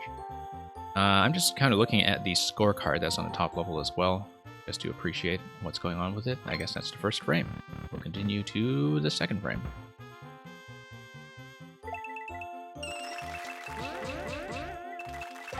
Okay. Interesting. I guess that if you really wanted to speed through this, then you might carry a snowball through to the next room if you wanted. I don't know if that actually makes anything faster, given that you have to align the projectiles anyway, so... in this room it would make things slightly faster. Perhaps. Although maybe not, because the pipe spawn is going to happen at the same time as the first snowball... Well, slightly after the first snowball disappearing, which is at the same time as the key activation from killing the Pokey, so... I'm just sort of mapping out in my head what's whoops. Oh, that's the plant. Okay, we have multiple chances at the plant, though, which is interesting. That you have multiple opportunities for failure. It's kind of neat. I like the way that's done. Oh, no, I needed to time the on-off switches such that I release accurately. Okay. Yeah, you would need to memorize the lift cycles, I think. Or at least what the spawn positions are going to be when you come in. Okay. Oh, no, that's awful. Awful timing. I'm just taking a look at what we need here. Yeah, just looking at that conveyor belt, and that conveyor belt is something that... Well, I guess it will still work in such a way that we should trust that timing there. And yes, we should. Okay, so not really sure what the on-off switch is doing here, except resetting the state from what you needed previously, which is something that would be forced by the checkpoint anyway in terms of getting you back to the on position. But I guess, you know, coming from the previous rooms, you just want to guarantee that you have on to off over the course of that particular bowl. I guess the only thing here with this level is that since I am mainly interacting with the platform timing, that even though the mechanism of how the bowling is going to happen is, you know, kind of fun to look at as a reward animation, that there isn't a particular reason to sort of interact with it visually and look at what's going on, because the only thing you're reading is the bottom timing. But as a kind of reward animation for, you know, throwing it with accurate timing, I think it works well. But it really is like one interaction with a couple of different animations in a way, plus the on-off switch mechanism. Which is fine, because like clearly this is tuned for an easier audience that still wants a kind of mechanically rich experience. And, you know, I think it's very clear that that has resonated with the audience very, very well. So thank you for that. Really love the aesthetic touches, like the scorecard at the top. Other things like that, the multiple lives that you get off the piranha plants. Yeah, a lot of thought put into this in a very tight space. Thank you for that, Almario.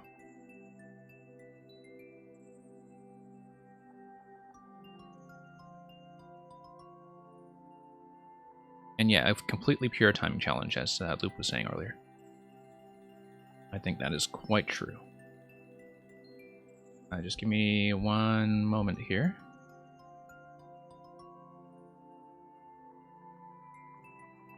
Yeah. I don't believe anybody here is next to active sub. Yeah, didn't think so. And okay, we'll wrap around to Aeolian's World Submission. Those of you who came in late or who are new here, we'll continue with the world so long as we're still within the first 15 minutes of the submission to accommodate worlds that consist of shorter traditional levels. And so with Aeolian's World, we've usually been at a pace of about 2 or 3 levels per submission, just so people are aware.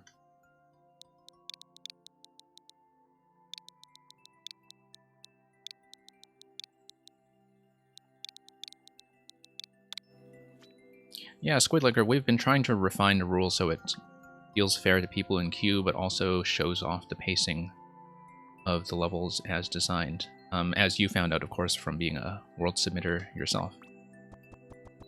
So it is something we're constantly trying to revise and improve. I've received a lot of feedback about that in the past, and I think currently the sort of continue under 15-minute rule has been working out fairly well. And if you send me a world that has harder levels, we will, of course, at least, you know, make a good effort at the first level, even if it is one that takes us a while. So we're at 42 lives. Yeah, Loop, I actually hadn't seen you play Worlds before when I dropped by your stream, so I wasn't sure what your rule was, but I'm glad we're kind of roughly in agreement about how to pace things. So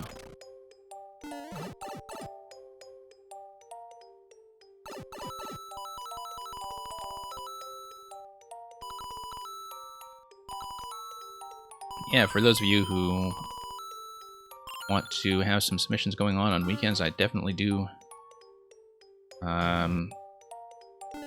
recommend you look into Loop's stream. As you can tell from the chat, you can definitely expect to find some very honest criticism. Okay, so... oh, I see. No. I should be reading the semi-solid backgrounds for how the... I think so, anyway. I don't feel like I was paying nearly enough attention.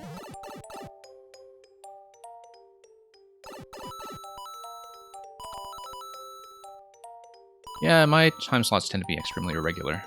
I mean, or at least unconventional, so... I never really think about Mario Maker streamers in terms of competition. I suppose those must be blasters that are hidden there given the overlap, but certainly looks like it given the kind of black platform you see there. So yeah, this is all about reading the backgrounds. Should be consistently safe. Oh, guess we have access to that. I mean, to be totally honest, you know, when it comes to things like overlapping time slots, like, we're all aware, as people who are makers, that as viewer level submitters, I completely expect that people will kind of flit around from stream to stream as they wait in multiple queues to get played or kind of dash around.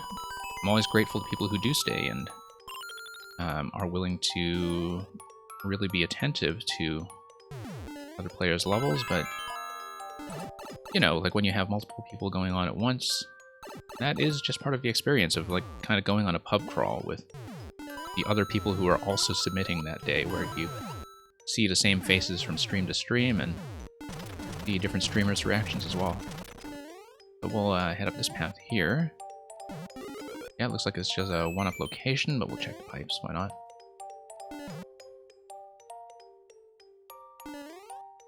And here we go. I mean, I'm playing this in a world, I didn't see a description. If you're talking about this level here, yeah. And that's fine. I don't mind. I actually think that the coin trail that was underneath the first set there does make that clear, and I did feel like the first time I died to this that was very much my mistake.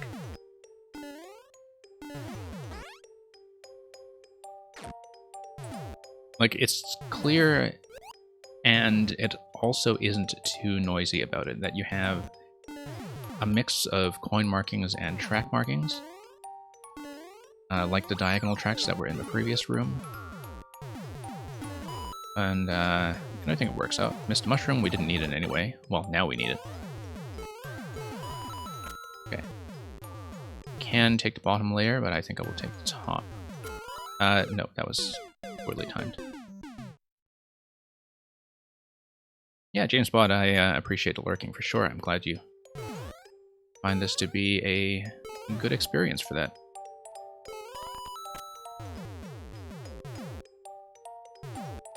But yeah, realistically, you know, like, there will almost always be multiple viewer level streams going on that offer something a little bit different in terms of character and criticism, and also just the general vibe of the environment. Also the length of the queue, depending on how big a stream it is. And when it comes to getting something playtested, especially if it's something very mechanically unconventional, it is important to have a lot of different streamers of totally different preferences kind of look into it, right?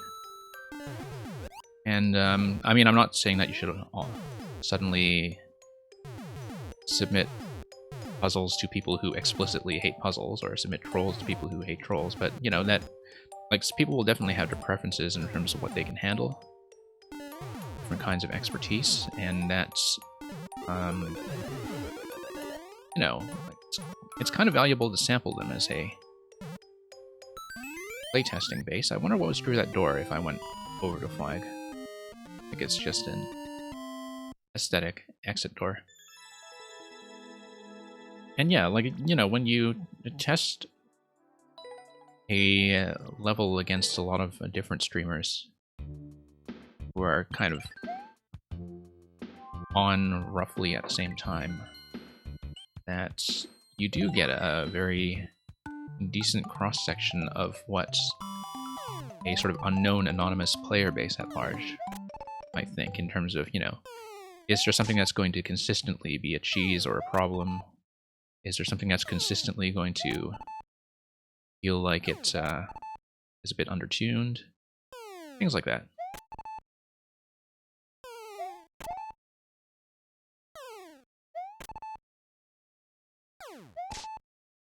I think when it comes to the Spike Helmet Goombas earlier there, that part of the intent was definitely to make them 2 tiles high, though. Like, I think it actually made a huge difference in that one obstacle that was running into earlier. That's the 2 tile height was definitely one of the things I had to play around when it comes to the very limited distance I had to adjust my jump. So I don't think that functionally it's totally redundant, although you can think about it in terms of, you know... Yeah, I mean, like, there are definitely some enemies that are going to look very similar, but generally in a traditional level, you're not going to be that tight on entity budget anyway, right? So it is very much just a matter of whether aesthetically it's something that's still like doing anything for the level. But it is very true, though. I think that when it comes to doing stacks versus just using the basic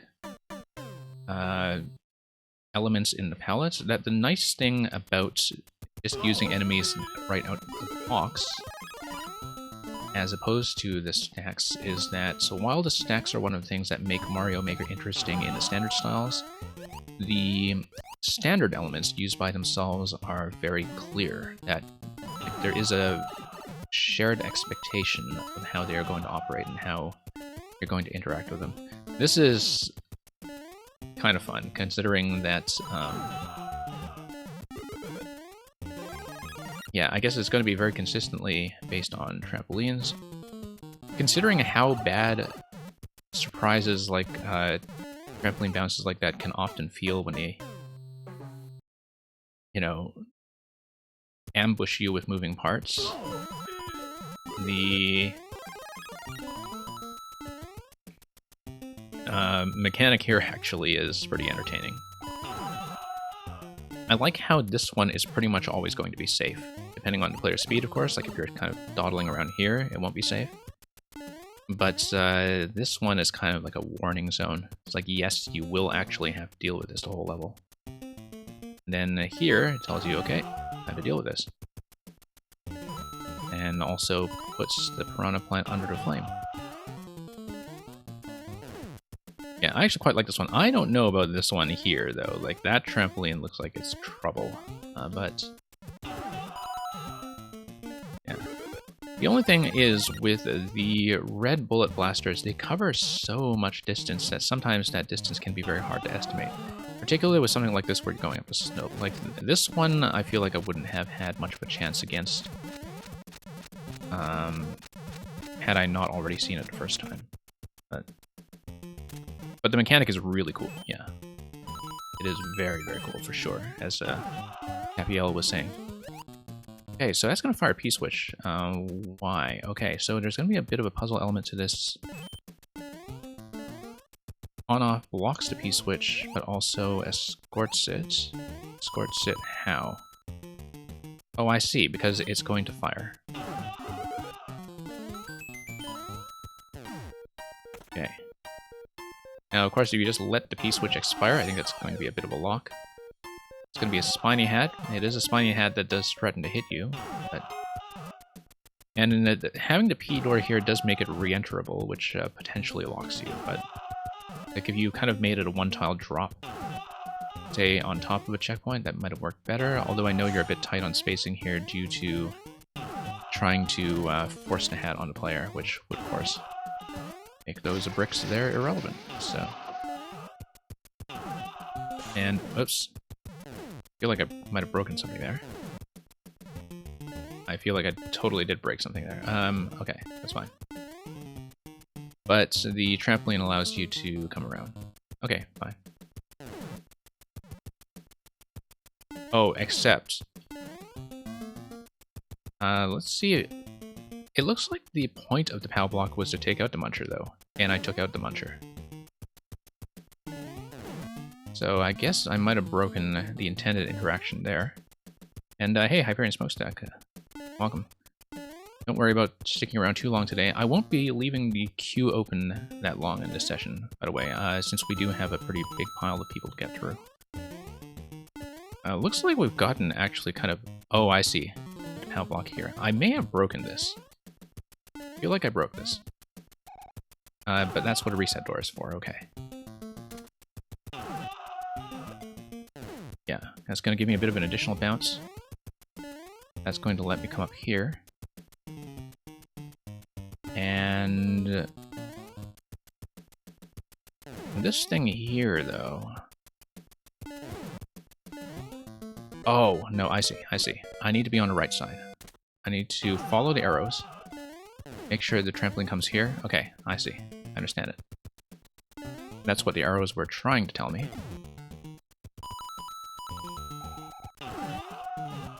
Yeah.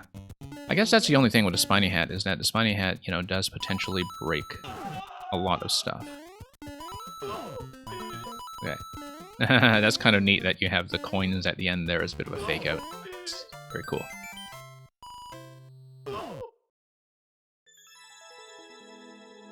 Okay, very enjoyable. Very enjoyable. And...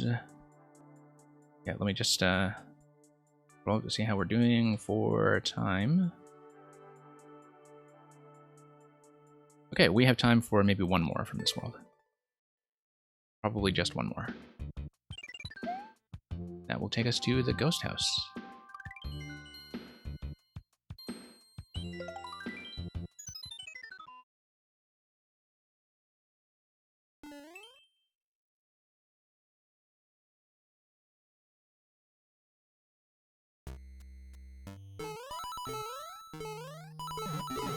Okay. We know about the key door right from the start. Being a ghost house, there may be some kind of puzzle to flow through.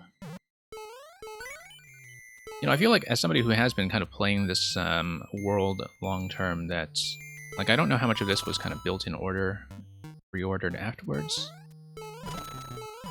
because I wasn't really paying attention to the dates on anything, given that I've been playing it through Super Worlds. Nice. I like the coin signaling on this to be a safe drop. But yeah, I definitely feel like it's one of those Super World experiences that has been getting better and better as I go along. Like the last few have all been very, very solid.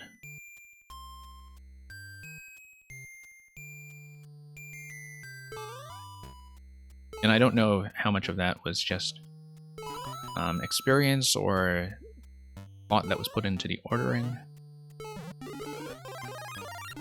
But okay. Yeah, like this little thing here, for instance, like it's a very minor platforming element, and yet it feels pretty unique in that it's giving you something new to interact with that is still a traditional style interaction as far as a timing lock goes. Same with this thing here. Like that, like if you think about it, the sort of so-called gimmick of this level isn't actually a gimmick. Like what it is just a particular kind of platform layout to play around. And so as something very simple, it is quite elegant. Yeah, because the whole level is just like donut block timing plus vines.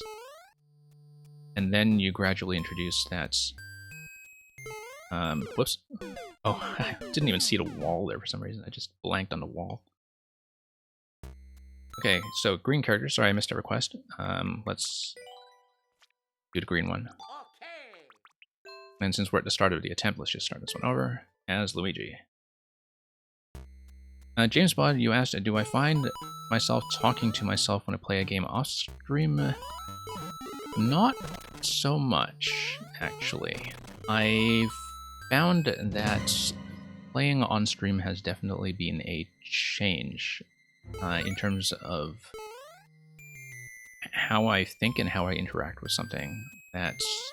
I've definitely noticed that the way I pace myself through a level is different when I am also talking about it, or indeed talking about something else. That it is something that will come very naturally to some people who take up streaming for the first time if they're accustomed to, say, you know, playing games in front of friends or anything like that. These are probably just bonus coin blocks. No, they're not. Okay, let's be mindful of the SMB1 vine facing here. Grab that one up.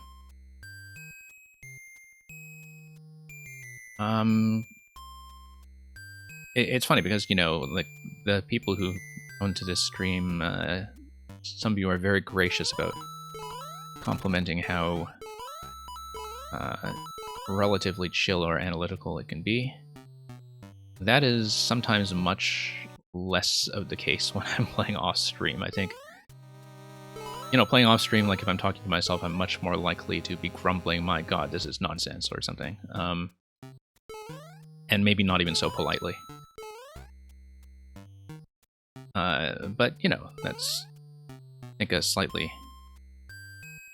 different experience from when you are actually interacting with people who are the makers in a room and having a proper conversation. Not just in terms of being maybe slightly more tactful, but also in terms of trying to think through a problem rather than just reacting to it. And I know that's not the approach that every streamer will take. I think some streamers are definitely, like, there's definitely much less of a gap between their natural playstyle and their on-stream playstyle. In that, if they're the kind of people who will just kind of rage at things off-stream, they might also rage at things on-stream, and people who are their audience might have been cultivated around that expectation. That's, we totally forgot the key. Whoops. I was going to go back around to look for the key, and I just missed. Yeah, hey Brogan, try to fix that code, if you will. I will probably cut off submissions after that. I'll be closing up fairly soon just so I have a realistic chance of getting through everything. Yeah. I actually think the horror sound effect on the first climb on the lower level actually works quite well. The first climb is totally safe, but it draws your attention to it as the mechanic that you have to be aware of in terms of staying over the pit. And I like that it's only used once. You only really kind of need to use that sound effect once to say, okay, this is going to set the mood of how that obstacle feels. Let's actually do this for once.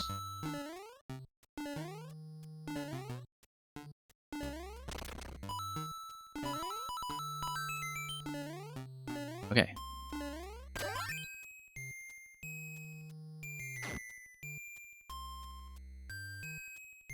Yeah, and you were saying about Chess Network. Yeah, I don't know Chess Network, but I kind of know what you're getting at when it comes to, you know, realizing even as a viewer that the experience can be a little bit different. Oh hey, Fireflower. I never even checked that block, and it's kind of nice that I have, once again, a little bit of an interchange of risk and reward over here. So yeah, for those of you in queue, this will be the last one that I play from this Super World. I will move on in the queue after that. I will almost certainly be shutting submissions very soon at the end of this level, maybe even after a few attempts. Whoops. Okay. Let's not totally miss the key this time. Oh, there's the key, okay. Hey, let's grab the 50 coin because we're reckless. And yeah. And we'll go back this way.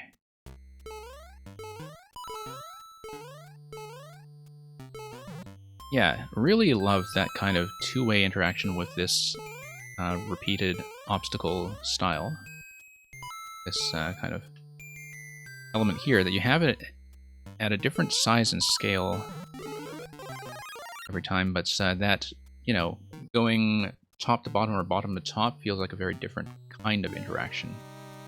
And one that takes a little bit of thought every time. Okay. Interesting, too, that you obstruct the right side here with the spikes, but maintain that as a consistent platform just for aesthetic reasons. Continuous platform, rather. Let's let the piranha plants fire away. And go under, yeah.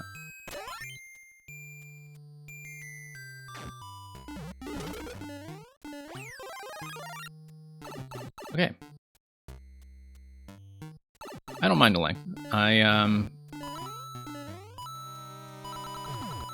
mean, you know, it's a good concept, and so, like, I find that it's also one that isn't going to allow a lot of speedy play, and I think that's maybe the thing you're noticing about the pacing, is that, as with things like water levels, levels do have a way of feeling longer if they mostly have you going at something like a walking speed or something like a climbing speed, as you see here. That because your interaction with the elements is going to be taking a little bit longer, things are going to feel slightly longer even if they're not really occupying that much more space. I don't know why the jump block is here except as a safety. Oh, potentially for the blaster. If the blaster is unblocked. What does that fire if the blaster is unblocked? Did we actually check that? Oh, yeah, the chomp we saw earlier. Yes, that's right. Okay. Yeah. No, I'm perfectly fine with length. I think maybe the length sticks out a bit in the context of being in a super world. That's the only thing. Like, as a level by itself, I don't feel like the concept is worn out its welcome or anything. I guess I'll go for that flower off the left side. It's probably much better. In terms of spacing, we'll just pull the boo over first.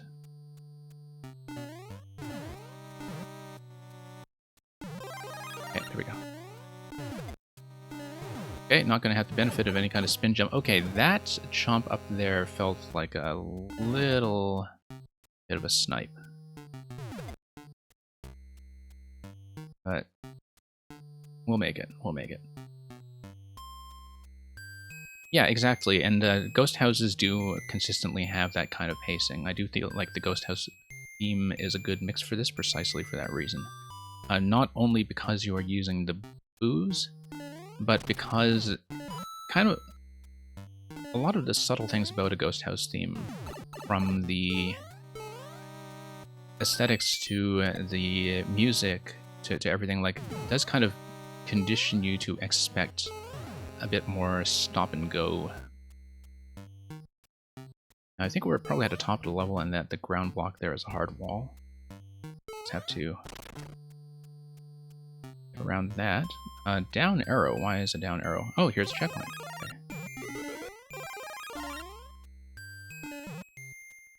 And it's going to be a boss door. Yeah, it definitely feels like it's something that would be in a world structure as like a ghost house castle, as it were, that's at the end of the world. It definitely feels like, you know, a level that was kind of retrofitted into the Super World format afterwards from what it initially was, but because it is a very full-scale experience on its own, I think, in terms of just taking a very simple platforming structure, a very simple interaction, and just kind of getting every bit of mileage you can out of it. Let's escort that power to the right side once we find the opportunity to do so. Here's our opportunity. Nope. Okay, have to have that nudge over. And yeah.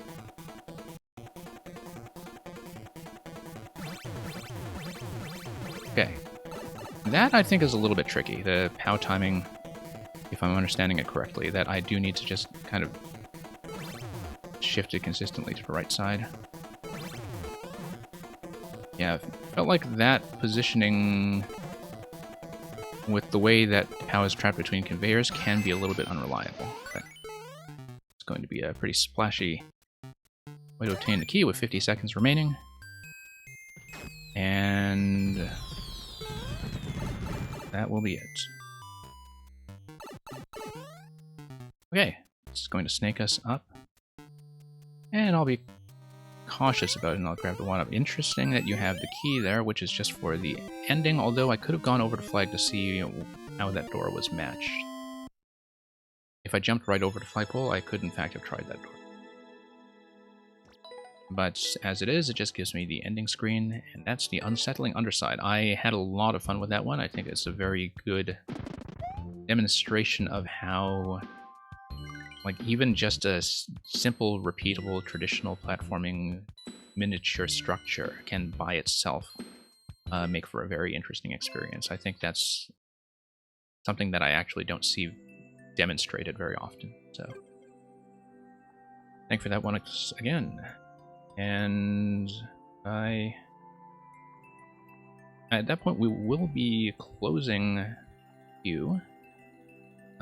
For those of you who are new here, I do typically try to guarantee that I get through everybody who stays online before I log off.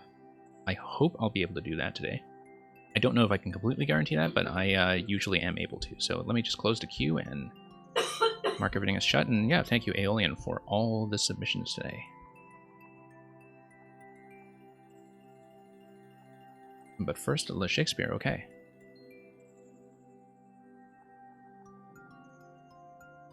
Yeah, just give me one moment, I'll pull that up. I'll edit my stream information first, and then we'll pull that up.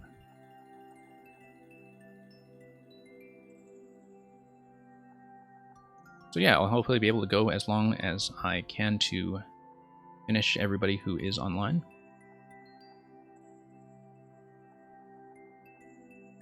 And, yeah, okay.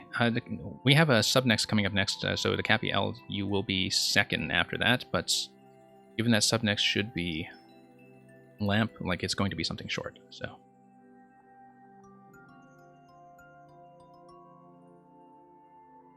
Okay, so, number 1, okay. Took me a moment to sort of pick out what you were calling there. Bring up the dramatic Aviator Mario. And here is William Shakespeare's sonnet number 1. From fairest creatures we desire increase, that thereby beauty's rose might never die. But as the riper should by time decease, his tender air might bear his memory. But thou, contracted thine own bright eyes, feeds thy light's flame with self-substantial fuel, making a famine where abundance lies. Thyself thy foe, to thy sweet self too cruel.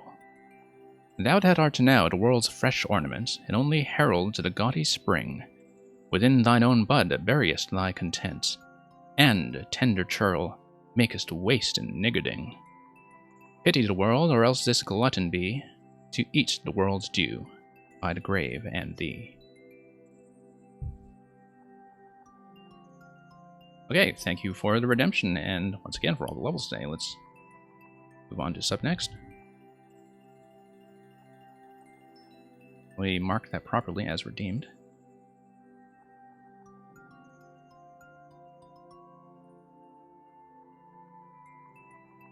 And let me make sure the bot is displaying as closed. Yes, it is. Okay, so this will be one last one from Lamp. Probably a short one, given the length of the queue that we'll be getting through.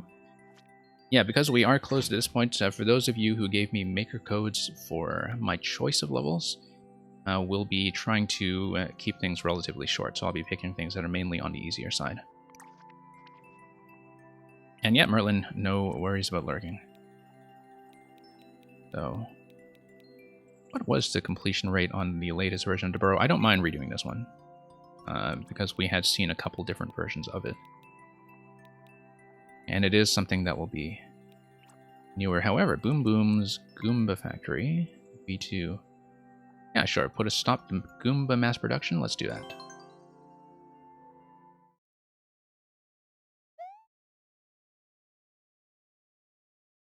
The Awesome Lamp, it's not really a big problem. I mean, you know. Sure. Still welcome to drop by here, whether I get through yours or not. I don't really know what's going on with that trampoline unless I have a way to... Oh, okay. Just go up through clouds. Or really the factory chimney. And what's going on this side?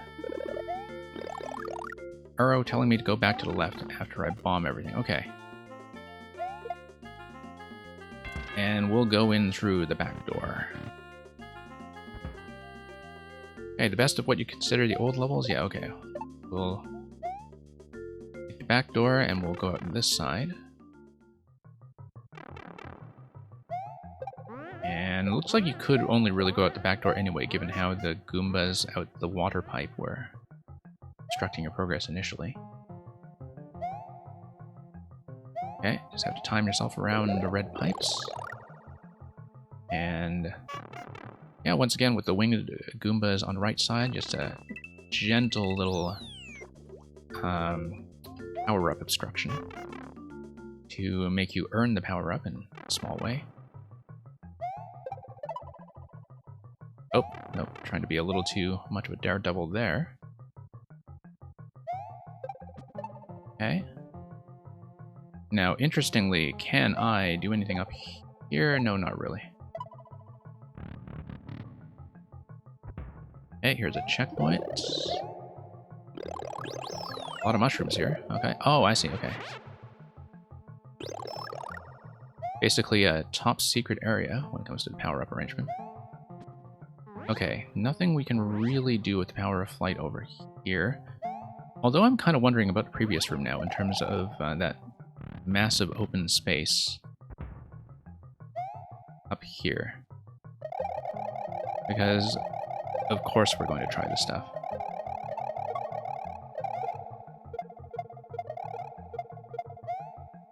Of course we're going to try it, and it's not going to give me anything. Okay, that's too bad.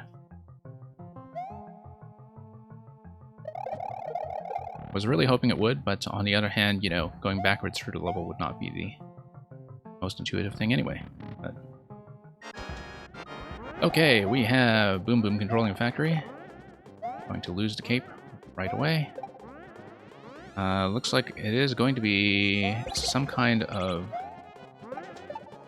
up throw. I saw the jump block up there and assumed I had to up throw into it, but that's wrong.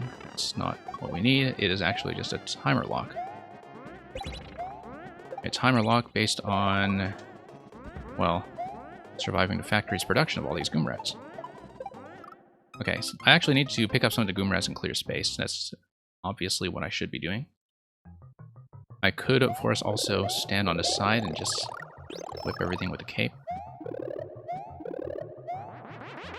Yeah, it took me a moment to read the room and realize that it was a timer lock. But we'll just do that now. Except, eventually, if the top part is going to be bombed, then Boom Boom is going to drop down, and we don't want him to drop down on our head, necessarily. Cape does break this whole fight, yeah. But... and while part of it is that it is kind of zero risk to grab the cape. I mean, I lost it the first time very carelessly because I didn't know what the pipe spawns were going to be like. But the fact that you do give the player a very clear opportunity at the cape beforehand, I mean, it almost makes it look like kind of cathartically whipping everything the cape is the point of the fight, almost. Okay, so here's phase 2. I was expecting phase 2 to be just Boom Boom dropping out from the top corner, given the bomb triggers. Only thing that's a bit of a concern here is that, of course, the Goomba rain was a little bit of an off-screen pattern, and so it's very easy to get sniped by that. Also, well, I mean, I guess it's a broken pipe. Network error. Broken pipe.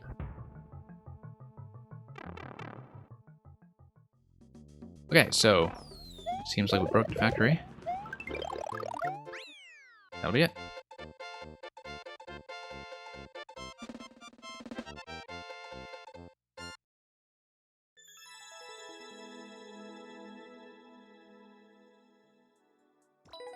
Okay, to Capiel, thank you so much for waiting so patiently.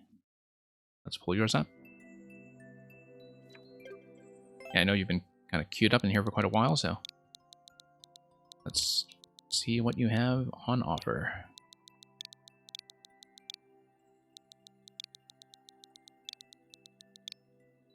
And so folks, after this, I think there's only one sub in queue, and that is Korean Smokestack, and so it'll pretty much be straight through the rest of the way, apart from that.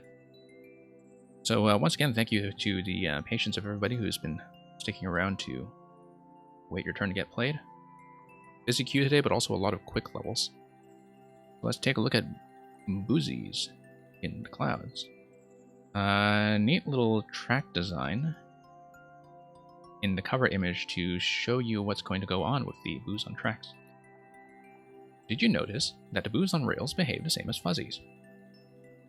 Well, with the exception, I guess, of the spin jump or Yoshi interactions that were originally in Super Mario World, but in terms of the flight pattern, yeah, I guess they kind of do. So why don't we take a look at what the Boo and Fuzzy correspondence is like as we dive into the clouds.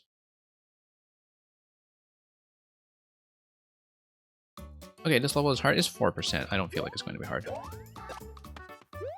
I would be very surprised. I mean, you know, I can very easily get careless, but we'll see how it goes. Yeah, I almost think that, like, actually, something like... we were just talking about spin jumps, and I just completely had a brain fart. It's like, oh, let's try spin jumping on Boos. No, bad idea.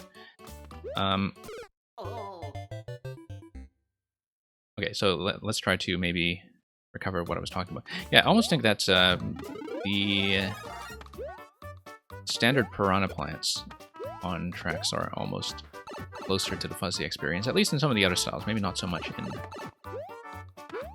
NSMBU. But speaking of which, so when did it become apparent to people that... Oh, okay, that was a bit of a snipe. When did it become apparent to people that New Soup tended to be the community nickname for NSMB? Like, I know that's mostly a kind of Mario Maker streamer thing that came from one of the big streamers during the Maker 1 era. I don't know who actually popularized it, because I didn't actually hear that in use pretty much until Maker 2 came out. Because I'm so accustomed to seeing it in written form that I always just refer to it as like NSMBU. But then when you play enough Mario Maker, you just hear people say like New Soup this, New Soup that.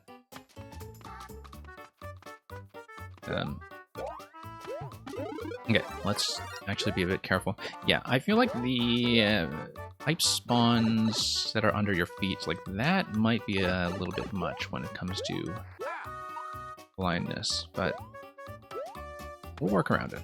We'll work around it.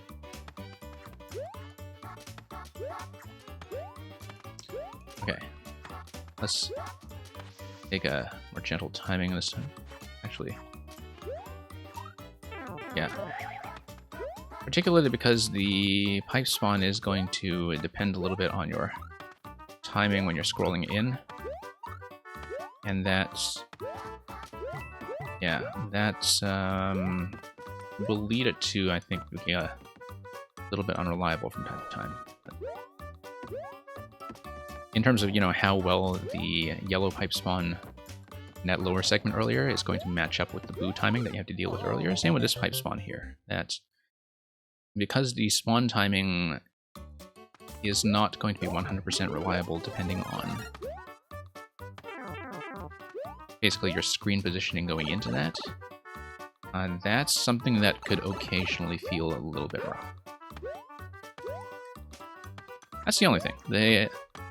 Otherwise, this is fine so far. Like, it's actually kind of interesting to play around the Boo tracks here and further. And having Boos in a kind of cloudy level where they're meant to be a bit of a cloudy enemy is something that actually sort of aesthetically does work, in spite of the fact that I know most people are pretty serious about confining Boos to things that are actual ghost houses, unless they are using them for mechanical reasons, like the various facing contraptions. That seeing Boos outdoors is not that common, but seeing them kind of used as cloudy enemies, I think, is kind of a neat idea. Gives them a very different character.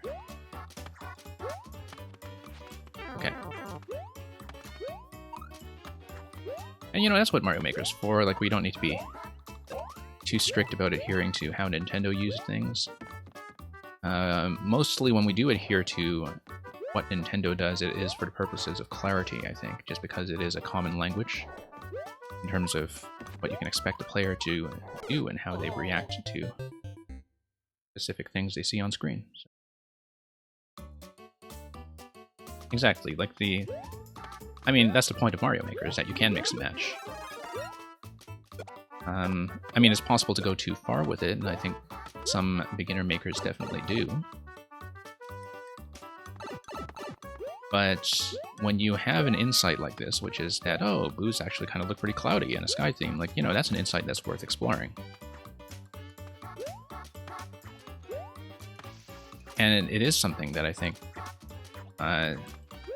is a visual idea that I haven't seen that often in a level that still looks clean and still looks like it's a very controlled design. Okay. Like, you know, in a very intentionally designed level like that, that is not using the booze as enemy spam or something.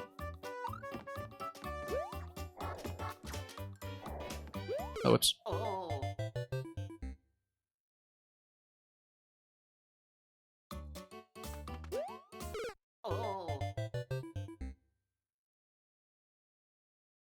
And yeah, you said that you don't think another enemy could replace...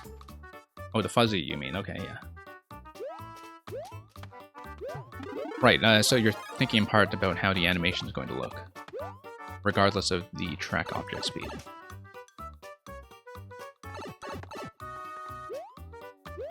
Yeah. Other streamers say you need to add a checkpoint. Well, I mean... I am a little bit unlike a lot of other Mario Maker streamers, I think, when it comes to pacing and checkpointing. Like, I actually didn't discover just how much unlike until I started, you know, submitting and watching a lot of streams myself. That people definitely have very different levels of tolerance for redoing things.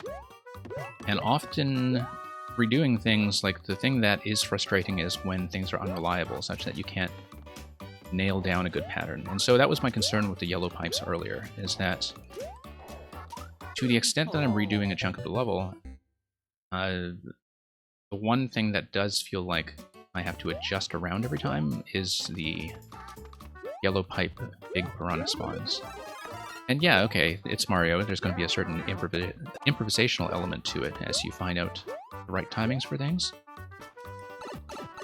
But, like, repeating content feels perfectly great when you feel like you're doing it better and better, and in some ways faster and faster. When people, you know, die and then find better and better speed routes, or better safe zones to stand in, or, you know, like, when you feel like you're actually kind of meaningfully improving your understanding of the level and becoming better at playing it with each successive attempt. If a level is unreliable in some way, then that doesn't happen, and that's when people get frustrated with checkpointing, I think, is when they have to repeat something that they don't feel like is under their control. But as I was saying, like, I tend to have a pretty different attitude about this stuff compared to a lot of players.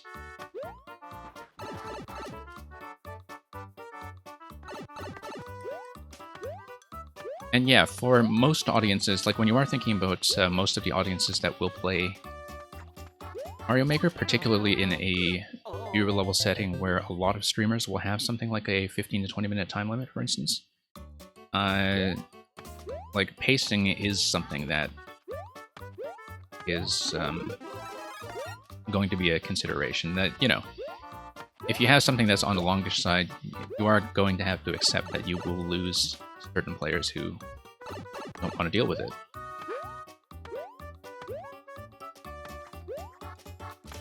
I'm perfectly fine with this so far, though. But then, of course, I don't know how much longer it goes from what I've played so far, so I can't make a good judgment about that. But as a platforming experience, I think this is actually quite good so far. I am enjoying the spacing. I'm enjoying pretty much everything except for that big piranha snipe. So, there we go. Yeah, everything's fine except like this spot and maybe the other guy who's dangling later. And the boot timing, I feel like lately I've been kind of standing back and waiting for the track pattern maybe a little too much. I know it's something that's supposed to get you in the middle and make you dodge a little bit before you proceed. But the fact that I can just kind of, you know the pattern from a previous attempt and just stand back and wait for the track does feel a little bit weird. I mean, it's not even that I'm cheesing it, it's more that I'm using prior knowledge of the level rather than the knowledge I would have in a blind playthrough, and using that to kind of manipulate my approach. And that always feels a little bit strange because it feels like there's a big difference between, you know, a safe way to do it and the way that a player would do it blind. But yeah, I have not actually looked at Carl's Abomination yet, Loop, to answer that. I did have the code written down because people have been telling me about apparently the really notorious Carl level that has come up in the last month or so. I have not actually looked at it yet.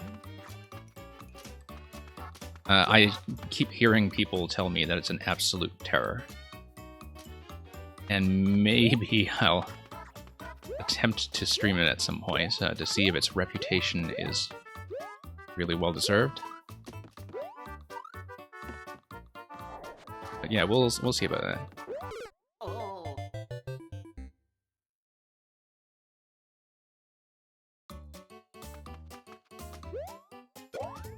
Yeah, like to go back to the conversation that some of you were having about, you know, death as a form of challenge. I think it really depends on, like I think people think way too much about difficulty as does this kill you or does this not kill you, when the thing they should really be thinking about as makers is reliability and consistency. Like basically, does something work in a way that you can read predictably? And that's not to say that people should just put markers everywhere. Like, they should be careful about when they need to use markers. But that, like, if something feels inconsistent, it substantially changes your calculation of whether death actually feels like it's an appropriate penalty for doing it wrong.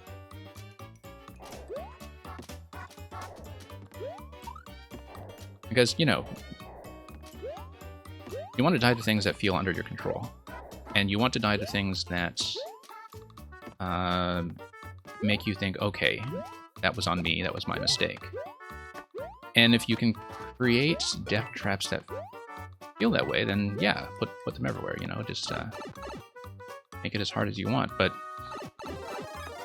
fundamentally, you want to punish the player in ways that make it feel like it was their fault.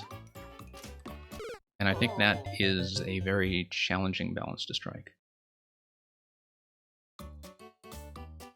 That's totally a bot. Right, hang on, just let me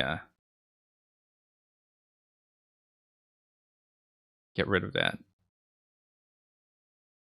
Because there is no way that's actually an organic account.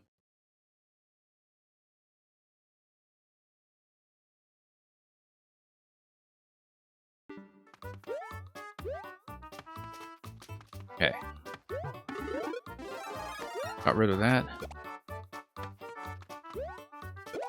And yeah, okay, where were we? Back here.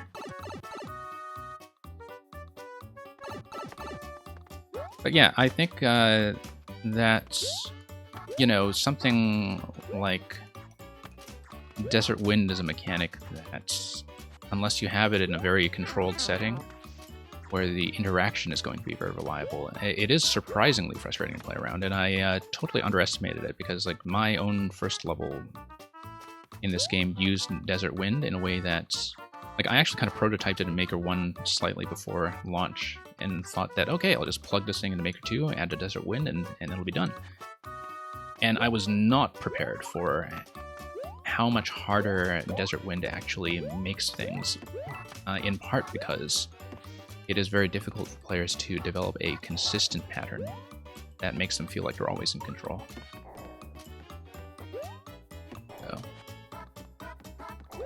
I mean, I think there is a certain art to making an engaging level that has a high clear percentage. Like, I really respect makers who can do something that's like 20 to 40% and still make me feel like I have a time with it that is just as rewarding as your typical expert level. I think that is actually very, very hard to do. You know, somebody like Julian kind of does that well, and that's, you know, you have a lot of mechanics that are very low risk. Oh, okay, a bit off screen there. It was safe, but it was off screen, and it was throwing me off. But like, it is very difficult, I think, to make good content for the people who grind out endless normal or endless easy. And good content that really stands on its own and doesn't just depend on a limited bank of lives to keep things interesting.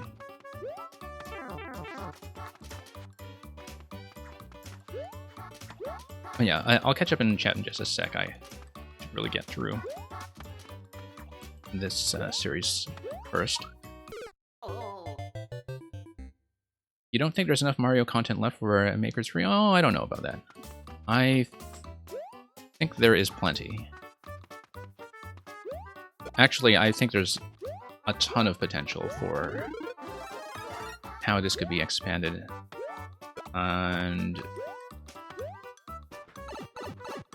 you know, just given how much we've received in Maker 2 already, that included a lot of surprises that already feel like they're very well woven into the fabric of the game. You know, this game has been out for a year. It's already difficult to think back to a time without the claw and without the dry bones shell, for instance. Like, just to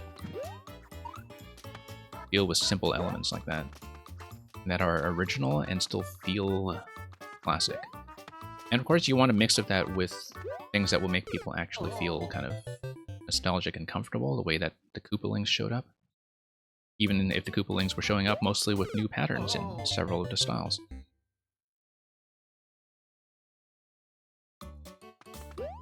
And yeah, the caveat, like, I think we are sort of in agreement about, like, having a practicable level in ways that I think some other players and streamers are definitely not going to agree with that. When it comes to taking you back to the start and making you improve your pattern reading. Like, it requires a certain trust in the maker in order for that to be a good time, I think. Like, people aren't going to stick with a long level if they don't trust a maker to play fair with them. But, yeah, no, this has felt like a pretty relaxed experience. I have no real complaints about it from a difficulty perspective. I am dying to some silly things here and there. But yeah, I have been enjoying this, and it has felt pretty relaxed, to be honest. Like, it is kind of like it's difficult to kind of keep in perspective what classic Mario feels like in terms of difficulty when classic Mario is very much balanced around having lives. But it is the kind of thing that would be sort of late world classic Mario in terms of tuning, if not necessarily in length. Yeah, the zigzag here is a little bit strange, perhaps. That's partly because you have a lot of parts of this track pattern here that require you to read where they're going to drop off the tracks. And then that's something that, you know, maybe takes an attempt or two just to read. Like in that segment with the curved tracks that I've been kind of standing back from the whole time. I think the issue with those sometimes is that you have so many tracks on the screen to create sort of interesting looking layouts that it is hard to kind of mentally follow where the boos are going to go next, unless you've seen it already. And so that is maybe the only thing. Yeah, like right here, to the right here.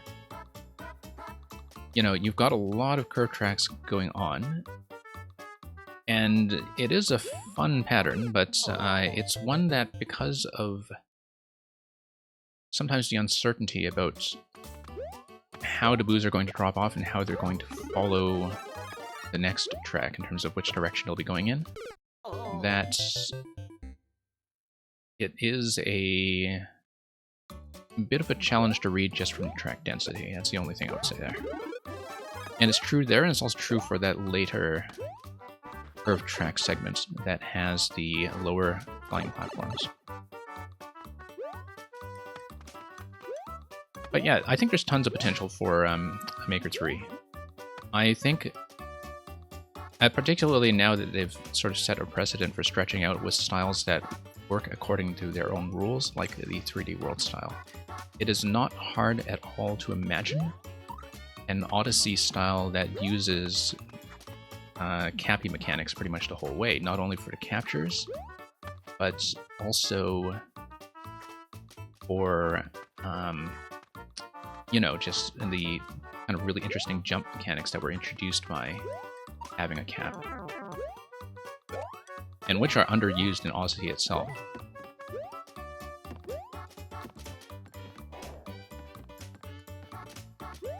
And yeah. Sorry, I have been missing quite a few messages while I'm just paying attention to the platforming here, but I'll try to glance over and catch up on as much as I can. Oops.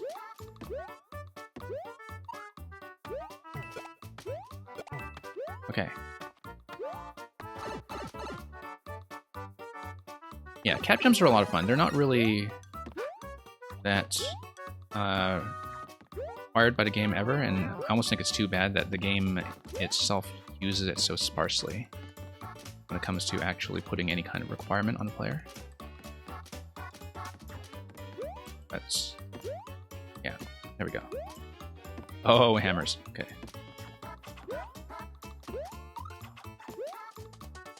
Alright. Nope. I was trying to get on to Piranha, and I was just a little too slow. But yeah, now that I've seen the length of the level, I can definitely see why... like, I can definitely see where the demand for a checkpoint was coming from. But that's just sort of in the context of Mario Maker, where, like, a lot of people will have a... I mean, they've got tons of content to play, and so they're not necessarily going to have that much patience for one level. I found that one good way of doing it is to have something like an optional objective that rewards you for clearing without a checkpoint, like some kind of power-up progression or perhaps a key escort that rewards you for surviving and not respawning as Small Mario. And I think maybe sometimes that's the better way to balance things. Like, if you want to make a level that still feels like a chunky, long-level experience for the players who want that, to make a checkpoint that still kind of makes a hard mode possible and interesting. And I know that's kind of a tough call with Mario Maker, simply because most people do not do any optional content in this game, and that it's very hard to persuade people to do something even like a very simple coin hunt or one-up hunt. But that's, you know, sometimes I think a bit of a balancing issue when it comes to, well, just knowing your audience and knowing what you're going for. But I'm having a good time with this, though.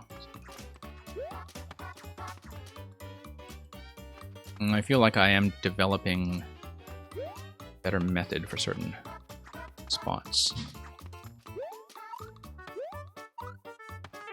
Need to kind of focus and remember what that method is when I actually drop into the appropriate obstacles. And yeah, what this is 4% or so? I definitely detect that this is the kind of clear rate that is inflated by the length of each attempt, in that it's like it has an unusually high clear percentage simply because the attempts will be long, so people will only reset so many times. I mean, I know that sounds counterintuitive, but like that is kind of the way it works for something of this difficulty, I think. That's like people will generally survive for quite a while here. So you actually have a paradoxically high clear percentage because of that, at around 4%. It's not necessarily reflective of what the playtime is going to be. I think, Loop, you were the one who had a sort of playtime formula mapped out, right, for how to kind of estimate how long progression would take. I know you actually did have this kind of back-of-the-napkin calculation for that. And there we go. Clear. Yeah, I remember you showing me the back-of-the-napkin calculation for length, but no, it's quite relaxed. We were quite close to the end, regardless, and so, yeah, great level. I mean, the length is definitely not for everyone, but, you know, in the end it was 2 minutes. 2 minutes is not bad.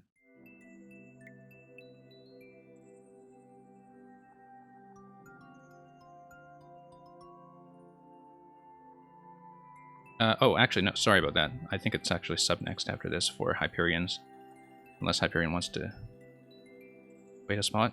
Actually, I called Propin up, just for fairness, I'll do Propin first.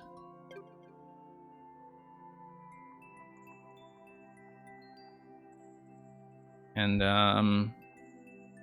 yeah, sorry about that, Hyperion. You were technically supposed to be sub-next, but, feels bad to kind of change people out that way, and you appear to be staying anyhow, so.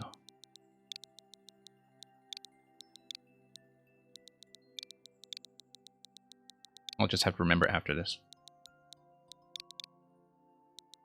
So yeah, let me just scroll through chat to just see what else I missed about the big conversation we were having, just generally about checkpoint placement and depth and difficulty tuning and ooze in the sky.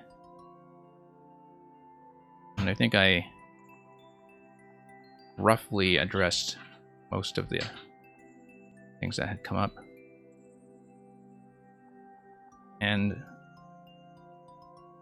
yeah, you know, the Cappy, like, as I often say to people when I give comments on levels, including criticisms of levels, you know, I know that most people, like, when they submit, they aren't necessarily looking to be making new versions or anything, and they might feel like they're done with the level, and so often the way to take it is just, you know, here's something to keep in mind when you're building levels in the future, in terms of what works and what doesn't work, right? And that's an experience that I think we all have when we submit, is that we sort of understand that there are always things that we can improve as we get into the next design that we come up with. So, throwing things. Targets are indicated with arrows. This is also going to be about 4%. And it says it's short and sweet, and that is borne out by a 20-second record, so why don't we take a look.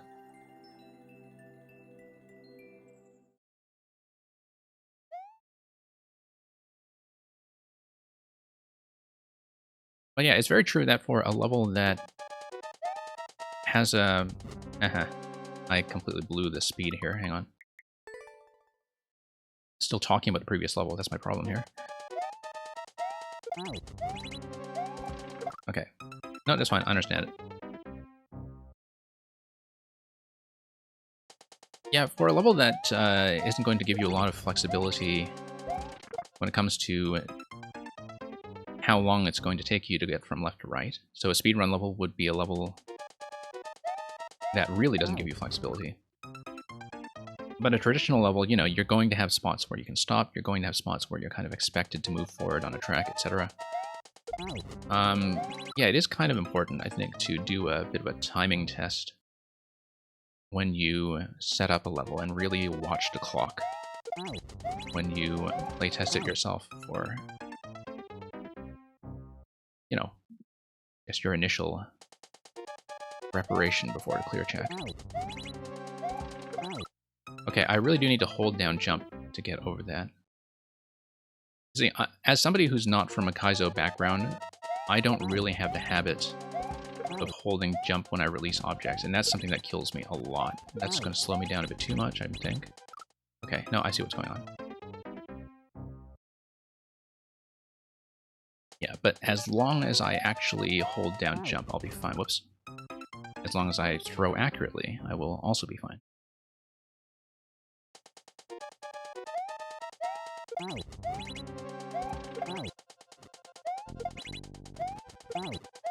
Okay. Okay, no, once again, I didn't hold jump, so...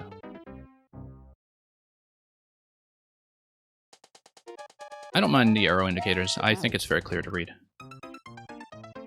And honestly, maybe more intuitive than the kind of C-shaped indicators tend to be. But partly that's because, like, I know immediately what's going on here, right? Like that. Some of them are going to be jumps, some of them are going to be throws. And I do agree that, like, if you're playing lots of speedrun levels like this, gradually you do sort of expect people to adhere to the same standard. Especially if the point of release needs to be something that's very precise.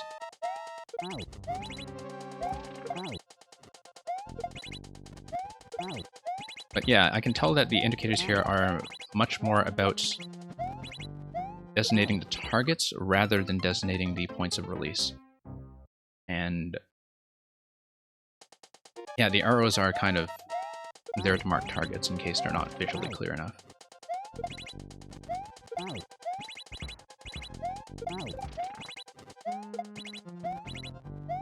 Oh, nope, missed that.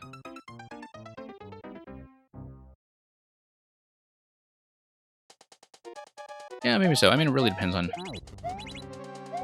the audience for that. Because a lot of the standard indicators, you know, it's sort of with the expectation that somebody else's level was the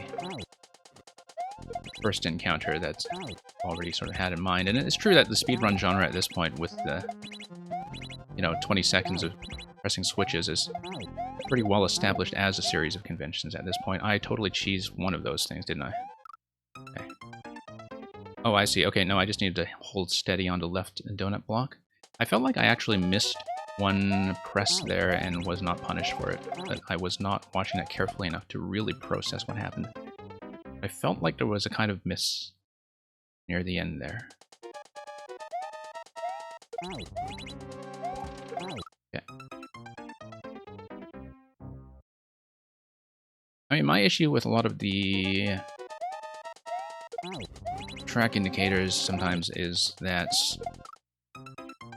they can get pretty noisy. I do really appreciate them in levels where your release location is going to matter very much, in that, you know, you don't want to be the kind of player who has to be left guessing, right? You do want to have things not feel like trial and error.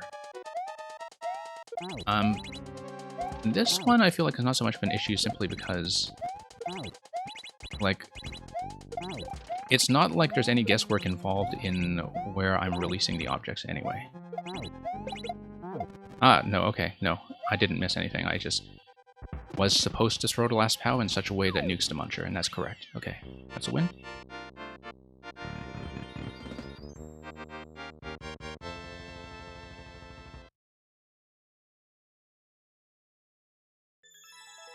Yeah. And, yeah, we're a little bit off the record, but I can definitely see how that might have been in terms of where I would have been able to tighten that up. So thank you very much for that, PropFen. Let's take a look at Hyperion Smokestack, and then it'll be next the rest of the way down to Q after that. So thank you once again for everybody who is waiting. Hyperion, I'll look at the clear rate on that. Like I said, because I am clearing out the rest of the queue, I am going to mainly favor levels that are on the easier side. So we'll take a look. But you said something about the meteor level. Smolder Coaster, Mounting Meteors, okay. Traditional-ish level where 1-ups are earned, hard way 7%. Yeah, we'll absolutely do it.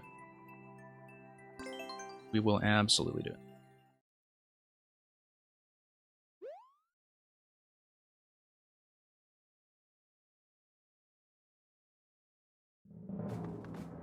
And this will be the Hyperion Smokestack entrance lobby that I think we've become very accustomed to by now whenever we are in NSMBU Castle. So, new soup castle, as it were. Which, you know, seems like a restaurant or something. New soup castle. Kind of like a ramen house. You know? Whoops. Okay, I guess we didn't really go for that 50 coin. You said 1-ups are going to be the challenge here. I mean, I guess 50 coins will be we'll look for as well.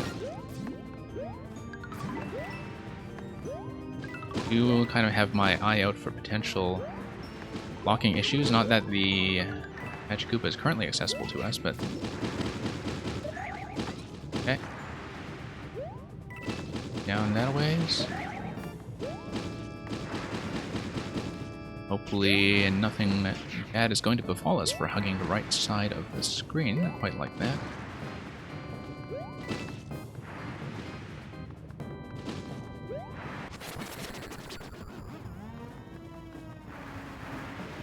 And yeah, actually kind of neat so far in terms of just the use of the Bowser projectiles as an obstacle.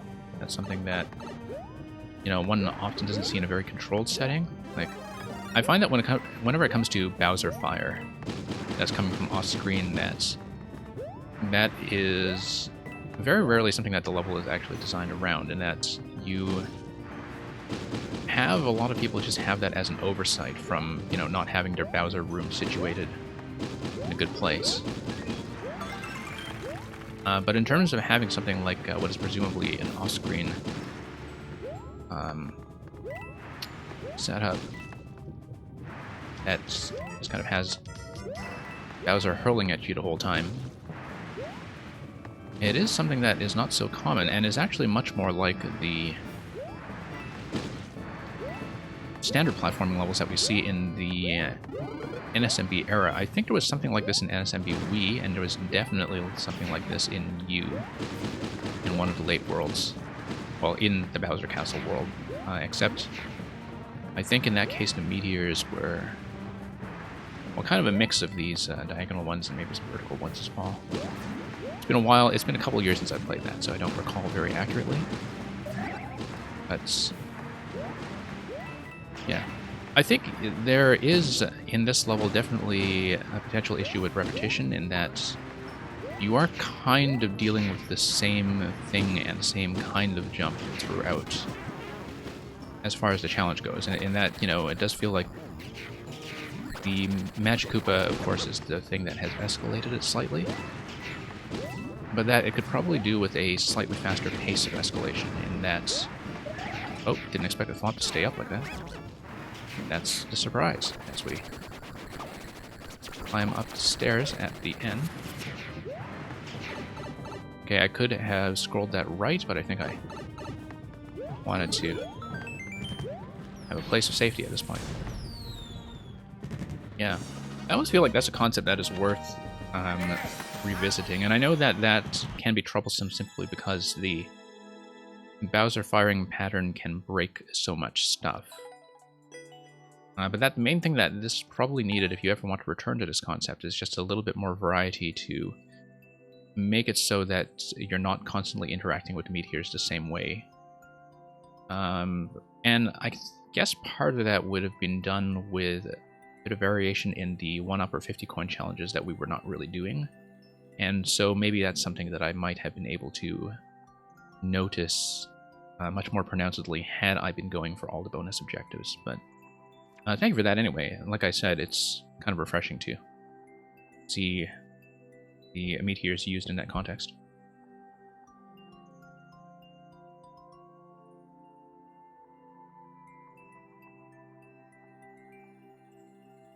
And yeah, I mean, in terms of enemies and obstacles, I'd say that even more kinds of jumps, like, different ways of getting around the thwomps, for instance. Even if it's things like sinking platforms or other things that are on the blocks that sink. But I do know that, obviously, your options are going to be restricted by the fact that the Bowser Fire is just going to come in and wreck things in a pattern that won't necessarily feel in your control. That's the only thing. So, Loop and Snoop. Let's take a look. And thank you, Loop, for waiting so long, and also for just kind of being very conversant about what everybody else has been showing. Always kind of good to see some, viewer opinions of what's going on as well. So, are you asking me to choose? Just don't play your multi-level, okay. Hey, Loop and Snoop. So, we did see an early version of Master of Shadows. I'd be quite happy to see the new one, since we haven't looked at that yet, and since we didn't look at it while you were here. Unless you want me to play something older. Almost the same? Yeah, that's fine. I mean, we can also take a look at the Paul Simon level over here. That's be 10%. Which one was the... Oh, don't play the multiplayer level. Okay, I see what you mean. Yeah. Actually, I was going to, I think, probably ask you about some of the contraptions. Anyway, we'll do Master of Shadows, because I was trying to figure out how some of the screen transitions were working when it came to the lighting system. So maybe that would be some interesting insight. And I'm always curious about minor alterations anyway. Was this actually accessible? Yeah, it was. Just as a way of showing you that this is custom scroll in such a way that lets you go downstairs. Okay, so we'll just follow that jump. And then, yeah, and that kind of shows you initially what's going on with what was presumably a conveyor belt, followed by trampoline or jump block. Which I could tell if I were paying attention to the sound effect. Now, is this transition here, where I don't actually have the input for something like a pipe entrance? Like, there was that transition there that I found kind of interesting. Because I was trying to reverse engineer this a little bit in my head, just to see what's going on, having seen some of the screen transition tech in some kind of cutscene auto levels before. Several pieces to each one, yeah. One wave to stop people from seeing how it works, I see. But yeah, the fact that you have the transition sort of activated like that with the screen blank, like, that's a really cool trick. In that, usually when I'm going towards a corner obstacle like that, even in the dark, I'm expecting something like a pipe, and the fact that it's definitely not, in that I don't have a directional input going on, definitely caught me off guard when I was playing this the first time. But interesting. 10 entities in each transition, yeah. Because I can definitely hear some of what's going on with the sound effects, but, in terms of which elements are involved. But it's really nice to have that work in such a snappy fashion. I'm gonna go down here anyway. Okay, 50 coin, yeah, thought so. Definitely jump blocks down there, and then we are going to have a subworld transition. Okay. Yeah, this, I presume, is based on, due to the lack of the custom scroll in the subworld, it is based on an auto-scroll vertically that traps your screen position like this, right? Or at least that's how I assume it would work from trying to emulate custom scroll as a positional lock, like in the subworld when you don't have access to the same thing. I'm gonna do this for no reason. I don't know why. Okay, I guess not. I mean, it wouldn't have done anything, but that's the kind of thing I try. Okay, so you're going to have the blue blocks just kind of mark where the safe columns are going to be. Whoops. Alright. Let's just go back.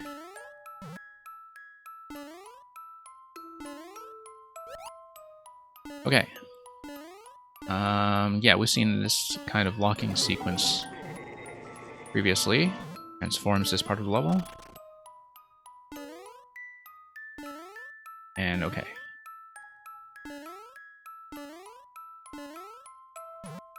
There we go. Whoops. Let's get around this safely for once. Oh, I see. No, I see what I was bouncing on down below. Yeah. The biggest thing for a transition to destroy all light sources, yeah. Yeah, because it was the light source, like in terms of having it go dark, like that was a thing that I was definitely kind of curious about that.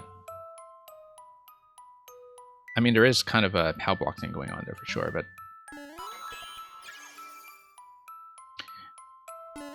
yeah, because I've seen the screen transitions before, but definitely not necessarily how the light source destruction is going to work, especially when you have things like flying elements. But it's one of those things where the kind of... I mean, that's how magic tricks work, is right? You kind of trick people out of the places where they would otherwise be paying attention.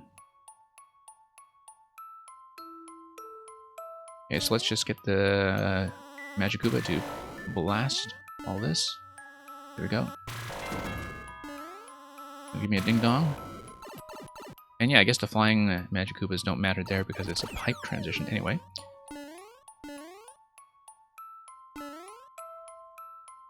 Also means no arrow signs for most of the level, yes, of course.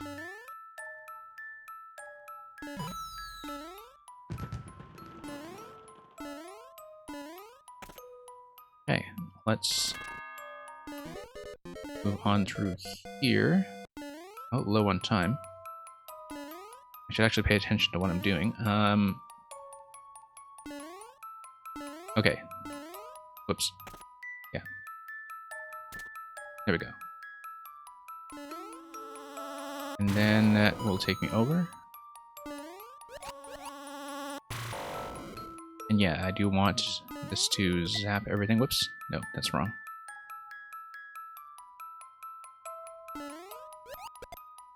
Can I move you up? Yes. Yes, I can.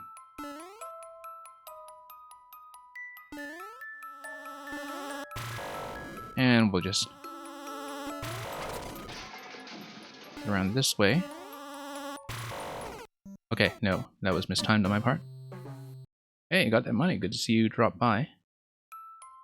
Hope you are doing well.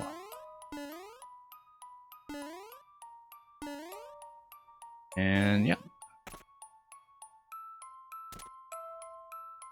Now, what were we doing? Ah, yes, this room.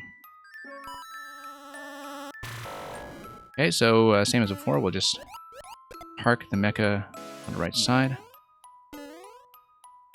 And have it zap everything on the left.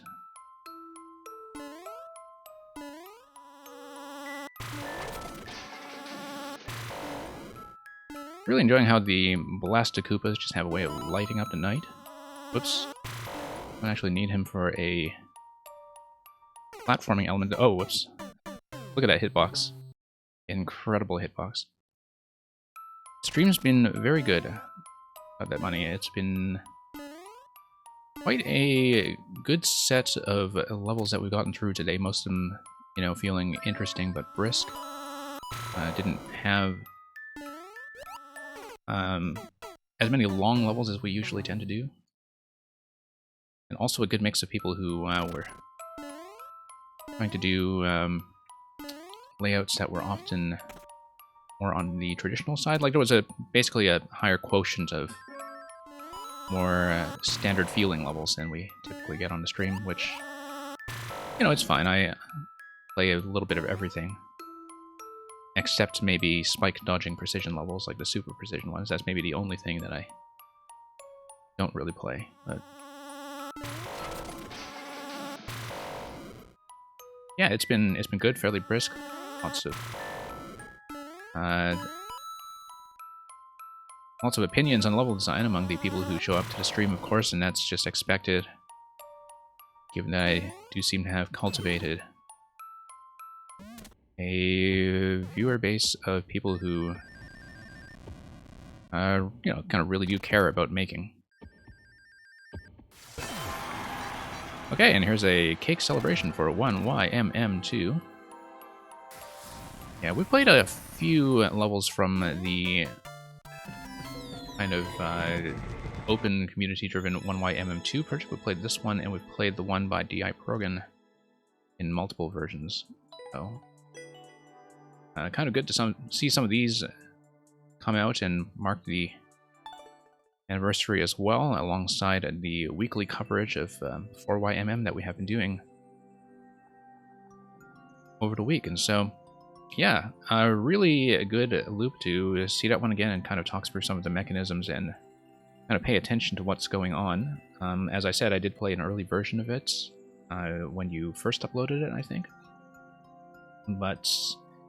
And I definitely don't remember it well enough to spot the differences you were talking about in terms of controlling where the player was able to see the mechanism. But definitely easy, or not easy rather, definitely good to comb over that again and just inspect what's going on carefully.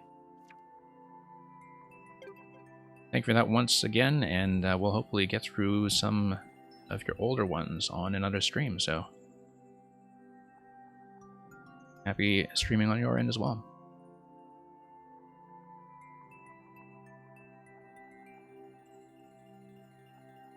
Hyperion Smokeduck said, you feel like I should excel at precision. You've seen me enough by now that I will take that as a joke. Squidlicker Stevens, if you came back for the continuation. Or rather, if you've stayed here, I believe you have. There is a specific thing you could have done to see something that breaks the illusion. Yeah, I see. Yeah, okay, we'll just do the continuation, so.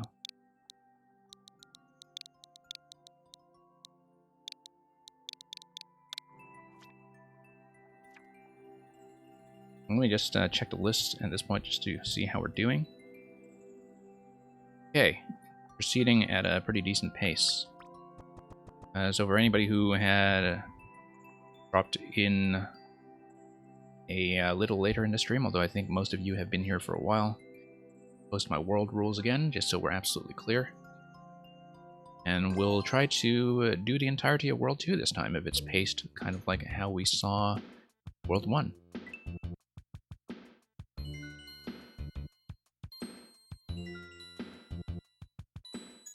No, Hyperion, the thing of that is the point that I struggle with when it comes to precision levels that are based on, you know, pixel-perfect positioning around weird-looking things like the saw blades and spike blocks and so on, is that they tend to be things that you can't actually solve mentally.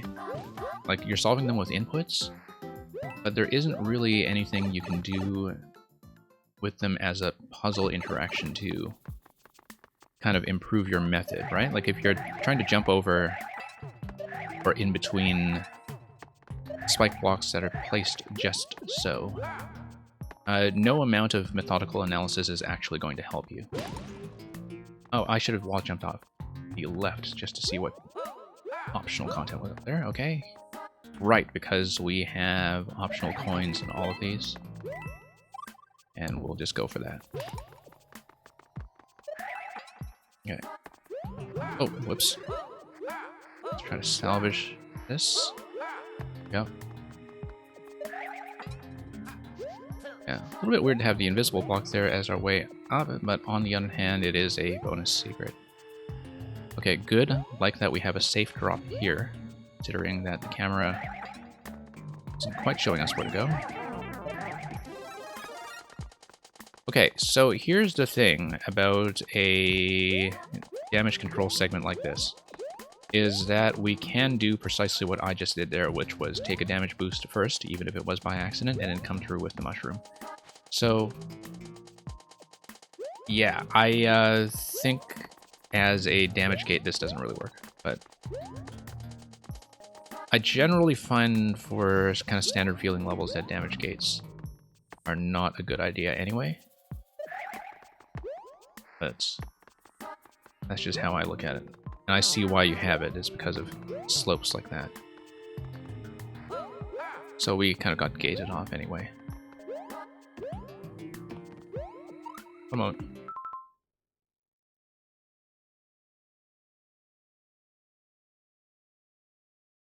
And yeah, thanks for dropping by once again, Luke. You have a good day. And me name beat Pablo, you feel like being social now? Well, you know, it comes and goes. Oh, there's a coin. There is a coin that unfortunately I don't think we can go back and reach, which I would like to get it. So, oh, I was going to see more of the level first, but, you know, now we'll go back and get it.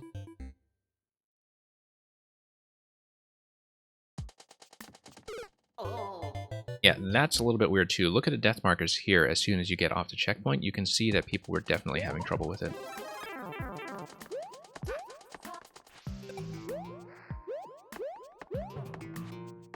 Yeah, the thing about damage gates like that in traditional levels is that they do feel very kind of un-Nintendo-like, which is kind of, you know, against the spirit of what traditional levels often go for, is to try to feel a little bit official, right? Whoops. Back up? Let's see. Oh, whoops.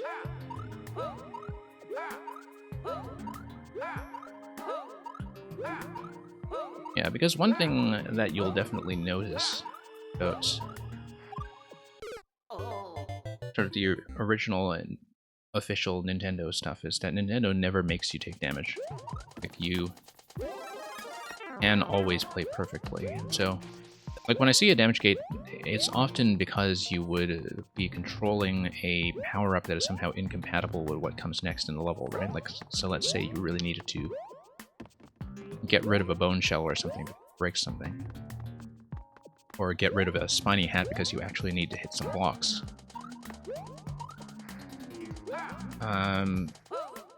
But except in sort of extreme cases like that where there would be like a very hard gating issue involved, I think it's often quite a bit better to just design around it, or like just kind of accommodate the power-up.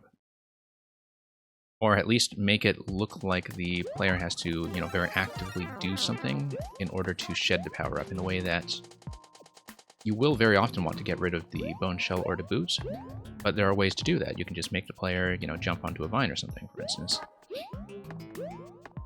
And unless you're being kind of super spatially efficient, that I think those often feel a lot better than the damage gate simply because it is something that you do proactively.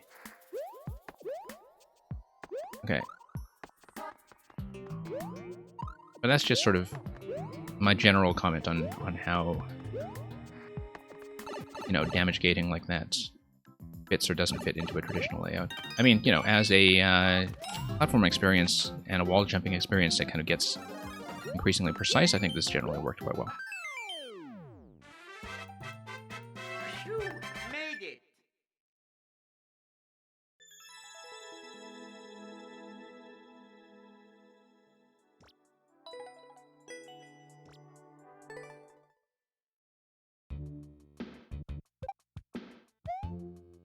Okay, let's proceed.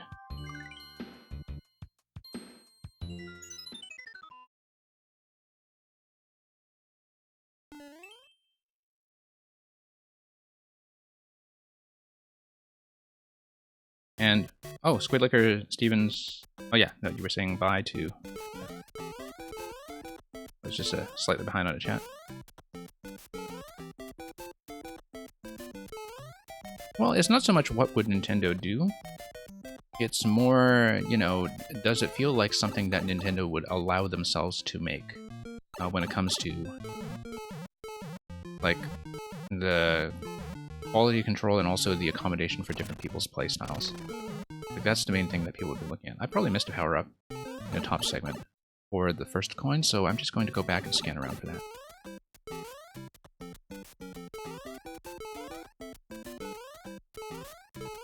Okay. I hope it's not something like an invisible power-up. It feels like it shouldn't be. I probably should just grab...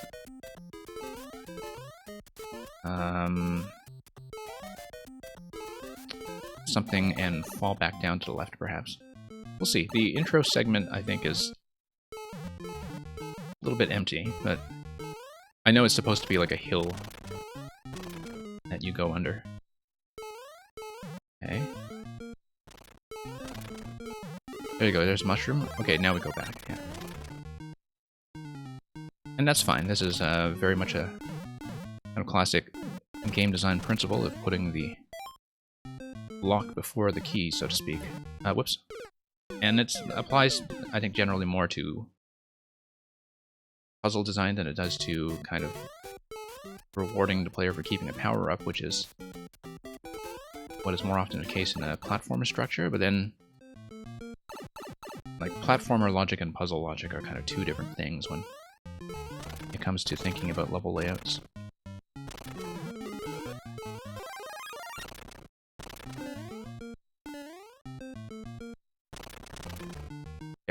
Whoops, sorry, just got distracted by something remote. Let's try to run back.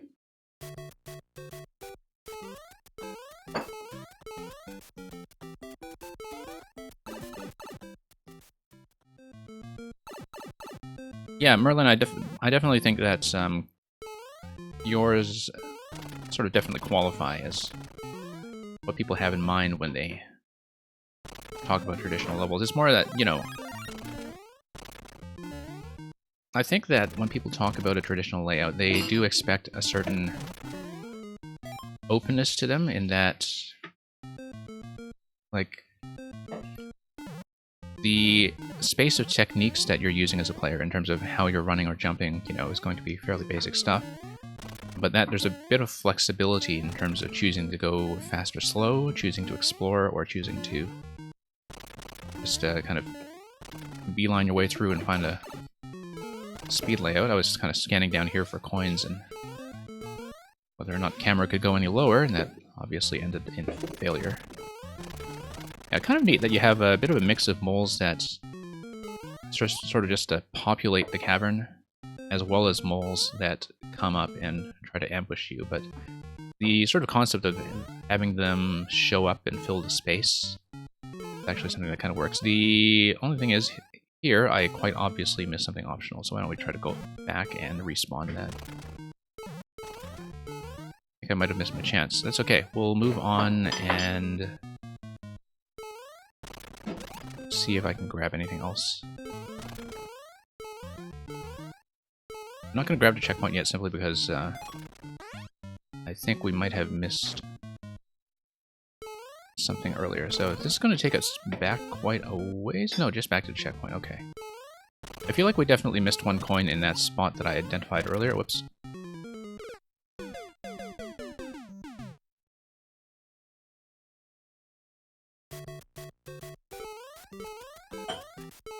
Well, Merlin, I mean, technically you limit yourself in every style of level you try to do, right? That's, you know, whenever you're choosing to do a certain style of level, you're kind of choosing to focus on a specific set of interactions at the expense of some other ones. And so, you know, we all constantly work under some constraints, and when we don't work under constraints, what usually ends up happening is that we have a level that feels very confusing, like there's too much stuff in it at once. And so, whoops. Don't actually mind the camera there.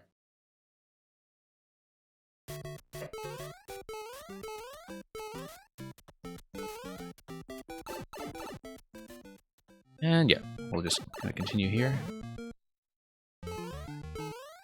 Yeah, I'm mainly doing this because I want to go for the coin route and explore that one spot we missed earlier, which we only really had one good chance at, but that's because I killed the mole much too early. And didn't go back far enough to respawn it.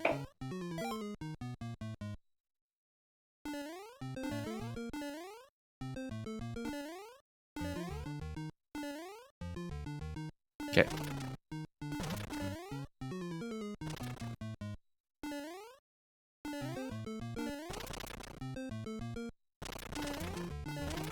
Alright, let's get off the big mole this time, and up here, there we go. And then we'll proceed and go for the third coin by the door. That is precisely what I wanted to get done, and this time I will tap the checkpoint. Although if I die afterwards, I'll have to redo this coin, but that's fine. I probably should have done that coin first, given how safe it is to do so. Okay. This is kind of a neat little finale where all the moles that have been taunting you throughout the cavern all decide to ambush you at once. I mean, it's mostly like a bit of a cutscene sequence, but it works. And the little slot up here kind of acts as a signal to... Oops. Signal to be alert for having to make a jump.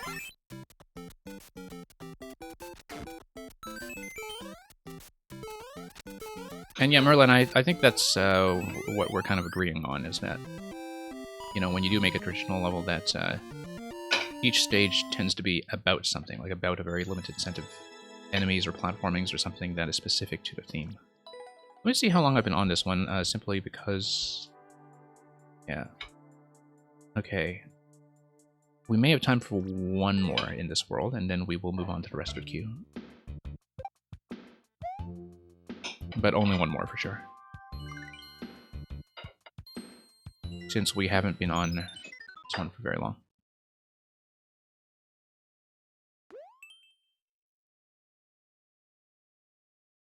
So here's 2-3.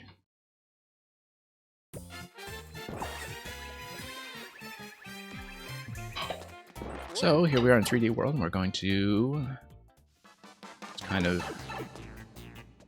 make our way through the caverns.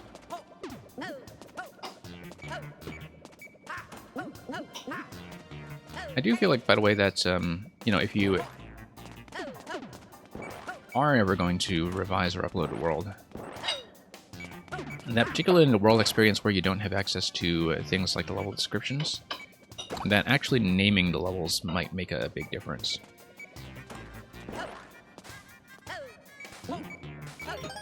Okay. So, how do I want to get up there? Okay. What are those blocks? Oh, I see. No, it's for a wall jump, right? There we go. Yeah. Feels maybe surprisingly advanced for how this world has otherwise been so far. But yeah. I mean, I know, you know, naming levels, particularly traditional levels, tends to be a lot of work, but that, and it is something that's very hard to do well. It is a certain skill. Okay, so here's the issue that we have here, is that, of course, multiple things spawn out of the pipe, and so having stayed here far too long, I think we now find ourselves with a bit of a quandary. Okay. No way to do it, but take damage, I guess. Okay. That's something to be aware of whenever you have pipe spawns, is that, like, they just keep spawning, and kind of have to account for that. Okay, that was a bit of an off-screen drop. And I know that was just from the way that we're clinging to the surface of the meat blocks, but being off camera, that definitely felt a bit unexpected. Okay, whoops.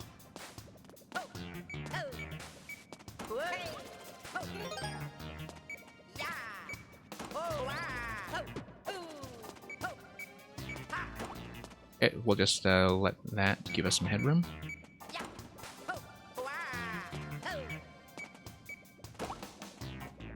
Yeah, this was made before the Super World update. Yeah, it's true. Yeah, oh, I see. So you numbered them before you plugged them into the Super Worlds. Yes, that makes sense.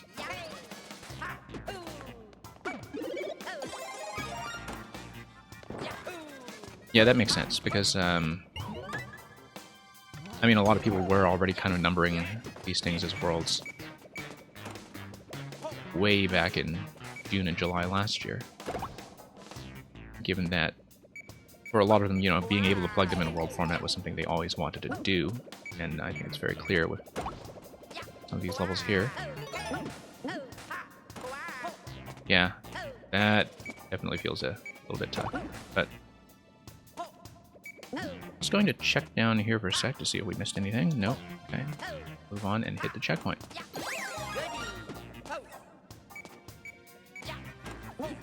Check up here. Okay. So we have branching pathways. Still on the hunt for 2 different coins.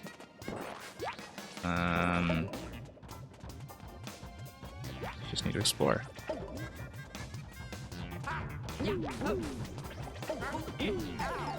Oops.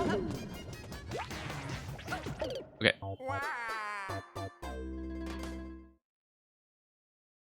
Yeah, lurking is perfectly fine. I mean, I find that whenever I'm building something, that Mario Maker streams are kind of the perfect thing to have on in the background, you know, in case you ever kind of peer up from your screen and see that something mechanically really interesting is going on.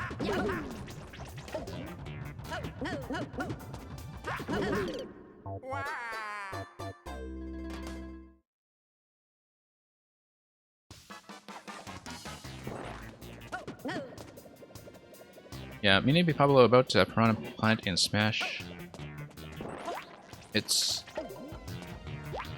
I think ever speculating on what gets into Smash is kind of a difficult game to play.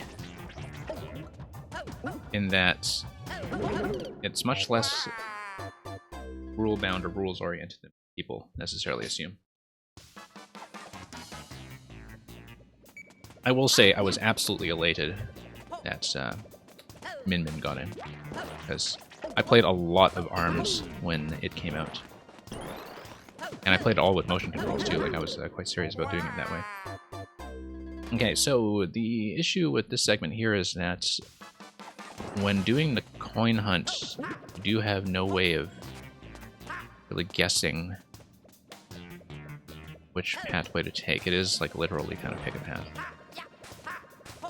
But that's okay, we now know. I mean, obviously you could have the opportunity to go backwards and retrace your steps all the way here. But it's more that when you have so many multiple spawns from the pipes, that makes it a little bit tricky. It's okay, we got it.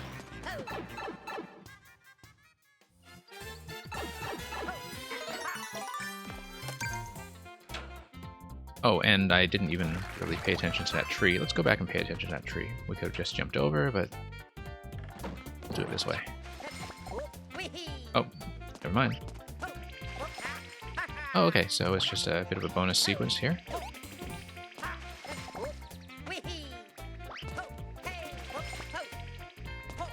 Okay, there we go. One up. And now, of course, we will almost certainly fail the level at the last minute. There we go. And we'll take the true ending. Since this is a world, then we may as well collect all the lives we can. Okay, so I will move on at this point to the next submission, but thank you very much. And that's a neat little P-switch interaction at the very end there. We transform everything into coins and have a bit of a finishing touch at the bottom of the flag. That's nice to have. Yeah, I think then the flow of that level in terms of some of the back and forth and some of the ant pipe spawns, like, you know, you can tell it's a bit of an older creation and that not everything is quite as polished, but, you know, it did its job, so thank you for that. And hopefully you'll be able to catch me again to continue this another time.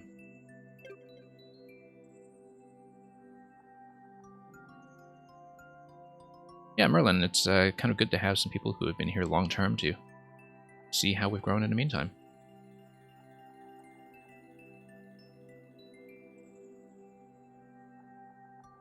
Speaking of which, Merlin will be next.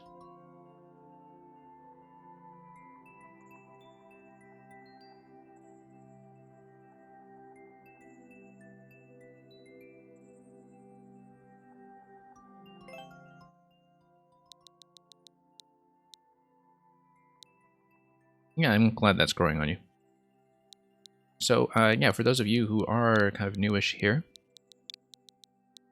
we will typically do 2 or 3 viewer level sessions during the week. On weekends, we do a bit of a catch-up stream where I finish some levels that we had not cleared in the earlier sessions, as well as get through things that I personally want to show off on my own list of makers and codes.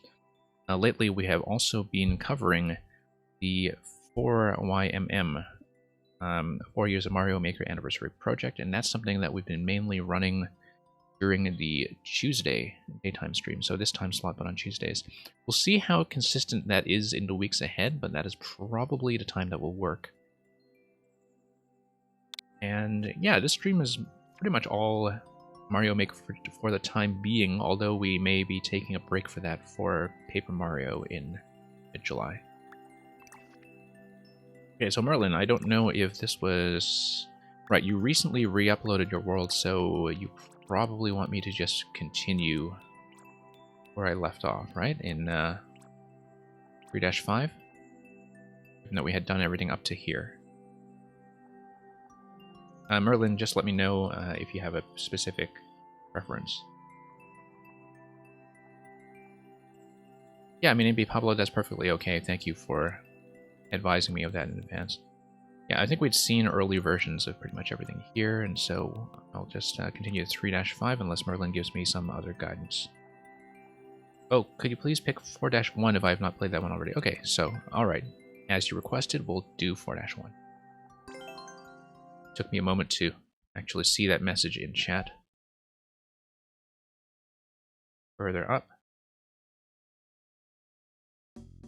Yeah, because Hyperion Smokestack, when Squidlicker came onto this stream at the very beginning today, they said that I sounded like somebody from FIFA on their day off. And that's when I mentioned that I had previously been compared to the commentator from the Marble Races. And so yeah, that's where that conversation was going. Okay, so up and down through this massive tree that is properly fed by some water. So it is a mighty tree that has been well hydrated. And we'll head up to the next branch. Yeah, this is aesthetically very nice. Like if you look at how the slopes are being used as the tree branches. You normally don't see the sort of single slopes without ground blocks to fill them out used in a way that makes this much sense, but between that and you see these little ground decorations here that you also put the doodads on the end here. Like, definitely lots of attention to the decoration, as we've seen quite a few times with this series of levels from Merlin. Definitely a strength of what we're seeing here. Okay, let's come around, grab that 50 coin. Receive a little bit of a cheer for that. And, whoa. Okay, there we go. And under the tree. Yep, the water level is going to kind of go up and down in a lower level. And it's going to keep things a little bit interesting in terms of exerting some drag. But mostly it's just going to be gentle and out of our way.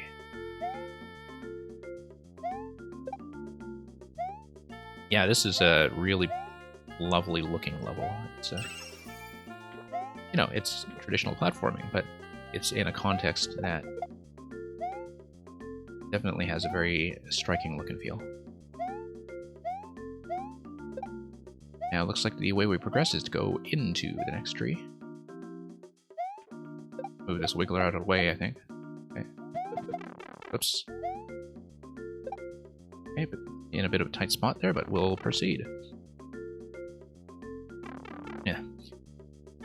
Imagine a commentator saying, "And we're heading up to the next branch, and if you look closely, Jim, the attention to detail is incredible."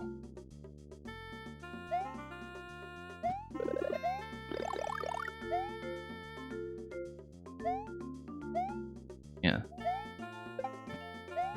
Yeah, I mean, I feel like for that style of work, you really do kind of need a co-commentator.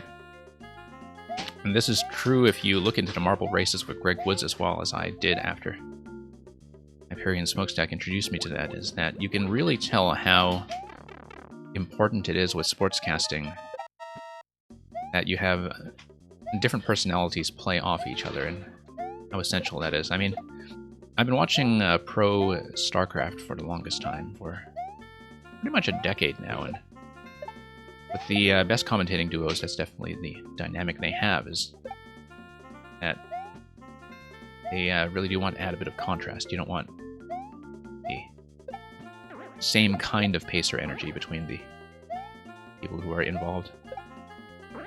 Oh, whoops. I knew that was going to happen. I went for it anyway.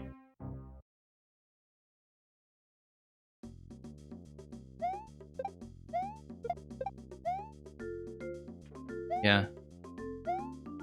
I think, I mean, Squidlicker, like, if you've been to... I don't know if you said you were somebody who had been to Loop stream before, but Loop can definitely play the bad cop to most other commentators, I think. But, you know, people definitely have quite a range of personalities when it comes to Mario streaming, for sure. And as people who submit viewer levels, you definitely see more of that than most. Like, because it is, you know, makers who are making submissions who are going to see the broadest range of people in terms of finding out who's going to be a good fit for your approach to level design, and also the kind of reactions or comments or feedback that you're looking for. Okay, what were we doing here? Oh, yes. Down. There we go.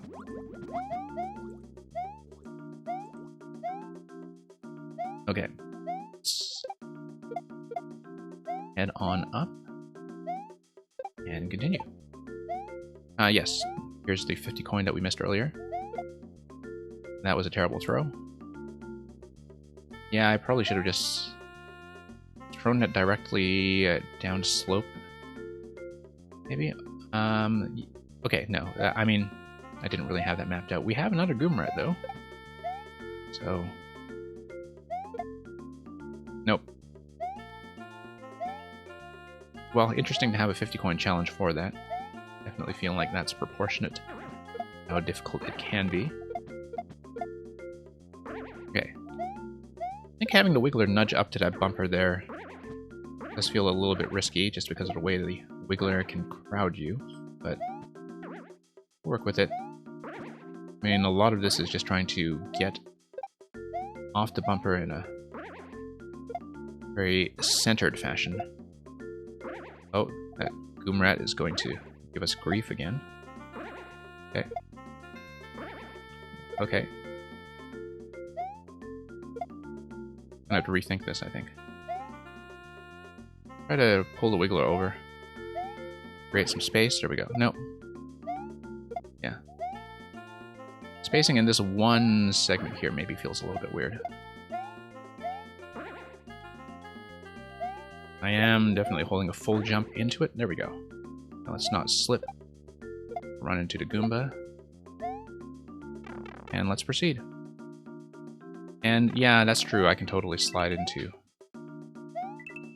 the Wigglers. That's the kind of thing that should be obvious that I sometimes just overlook.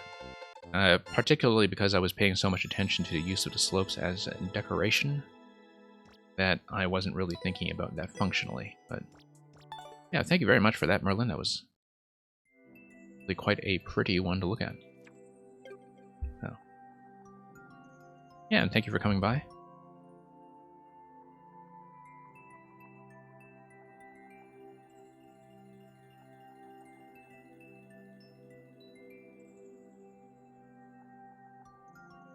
And yeah, I don't necessarily, or I guess we don't necessarily know why or rather we, have developed a habit of using the Royal We, but I suppose you can think of my response to level design as being like an Athenian chorus. And maybe that's the better way to conceive of it, that it is feedback on behalf of the people who miraculously play Mario the way I do. So let's take a look at me name B Pablo, who apparently has a first clear available, if it is still indeed available.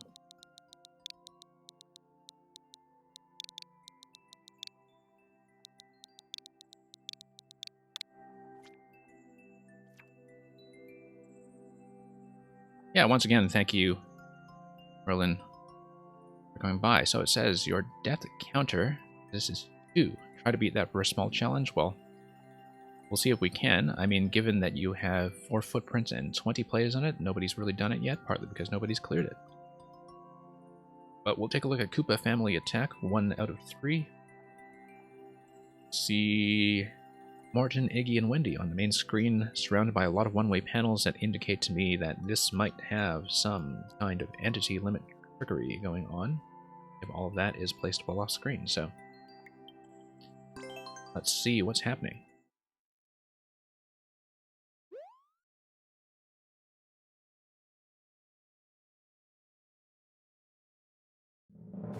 Okay, so classic Hammer Brothers setup. And Iggy is going to double up on himself. No, sorry, this is Lemmy. What am I talking about? This is Lemmy. I don't know why I misidentified him as Iggy in the main screen. This is very clearly Lemmy checking balls at us, as opposed to Iggy walking back and forth with his googly eyes. Okay, so we need to do something with that on-off switch. And I don't think it will involve... Oh, I see. No, it's an interaction with the skewer. So let me look at that room properly, and then we'll see how I'm totally misreading this. Yes, we need to survive long enough for the skewer to punch through to the on-off switch. The on-off switch will remove both Lemmys and presumably dispense a key. So, I do not need to jump, I just need to stay on ground level, and it's probably the safest way to do this. Here we go.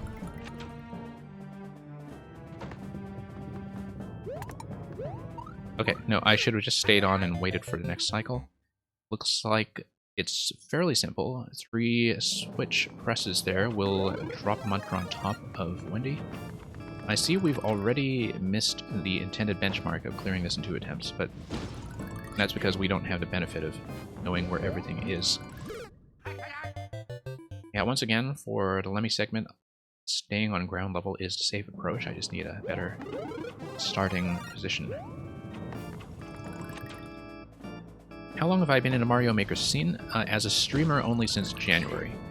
As a maker, since day 1.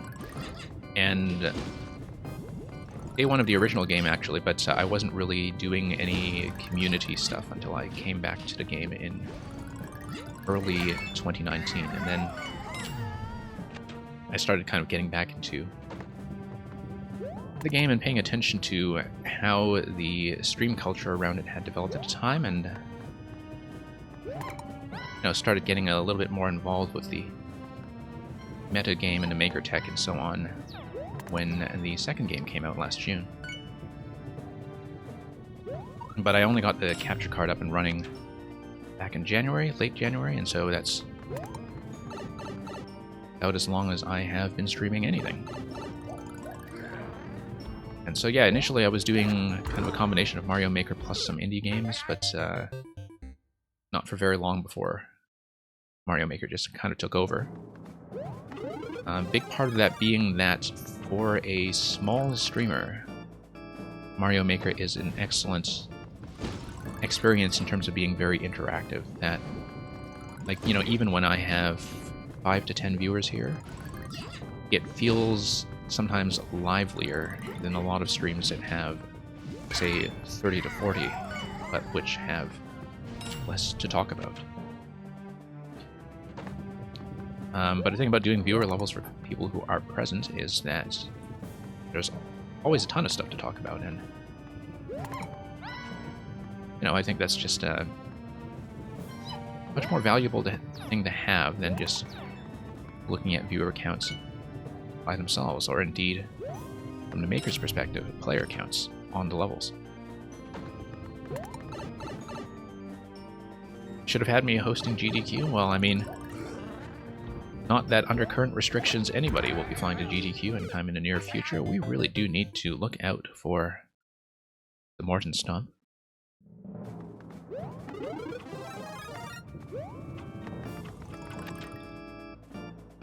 But yeah, I actually quite like how speedrun communities like GDQ has started to develop that blind relay format. I think that they have kind of converged on something very appealing when it comes to a compact and speedy Mario Maker experience. Like, I do know that there's a bit of a speedrun league that's been going on as well. I can't say that I've been really following it at all. Like, I occasionally lurk for a bit when it's going on. And it's partly because, I mean, I am not a particularly advanced player, and so mostly what I pay attention to often is just what's going on with level design, like what's going on with the way that people are using the various mechanics in the toolbox. Oh, whoops. Way off center.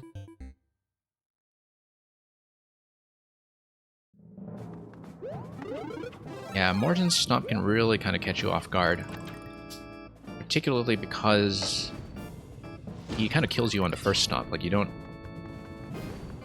actually get a chance to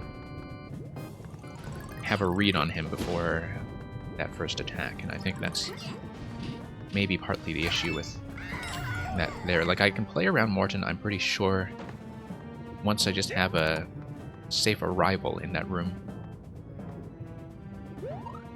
But until I do, he's going to be a little bit tricky. Wendy, I think, is not really threatening me at all. But that's just as a function of how the switch and track placements are actually way out of the way of any projectiles she can fire. I think in that room I'm not really interacting with Wendy very much. Okay. Yeah. Oh, I see what's throwing me off there. It's the fact that Morton has such a short jump distance from being constrained to his 4x4 box that I have to react very quickly to his stomping pattern. And I just need him to do 2 more stops. Yeah, you have to react extremely quickly. Like, if you are already in the air at the time that he's attempting to stomp, then you don't actually have much of a chance to play around him. So that's kind of my concern with the Morton room, is that, like, I feel like if you had a bit more room to react to the fact that he is stomping, like by giving him an additional square to jump up in the first place, that the fight might be a little easier to respond to. But as it is, as you can see, I only needed to get 1 good attempt in on him and clear that. So it's not like it's too hard or anything. I'm just saying that as a matter of fairness, having him trapped directly in the 4x4 box is something that is probably going to snipe most players on the first attempt, for sure. But thank you for Koopa Family Attack. That's 1 out of 3, so I assume that this is part of a developing series, although this, of course, was a level from today, 2nd of July, and so, yeah, as this series develops and you introduce some of the other Koopalings, I look forward to seeing more from that series. So we'll mark that as a win. Now, sorry, I was missing some of the more recent chat about 3D Mario Maker. I don't really know about that. And the reason that, I mean, clearly people would do a lot of things with the toolkit. But I think one of the things that really makes Mario Maker click as well as it does is that everybody who comes in with any kind of Mario or even general platform experience already has a common language for how to read a level. I think that's much less true of 3D platforming even within the Mario series, in terms of having kind of a standard base of expectations for how people will react to things on screen and how to try to read something as good level design. I certainly think that, you know, giving Mario Makers a crack at a 3D toolkit would be amazing. But I think that, you know, part of what makes the interchange between the maker and the player work is that there's this very unambiguous sense of a shared rule set that we have in basically the 2 rule sets that are available, the standard styles in this game and the 3D world style. So I don't think Xantvi is here or has checked in. So with that, I think we'll pretty much be getting into the last level of this set, which is from DI Progan, who has been hanging around patiently the whole time.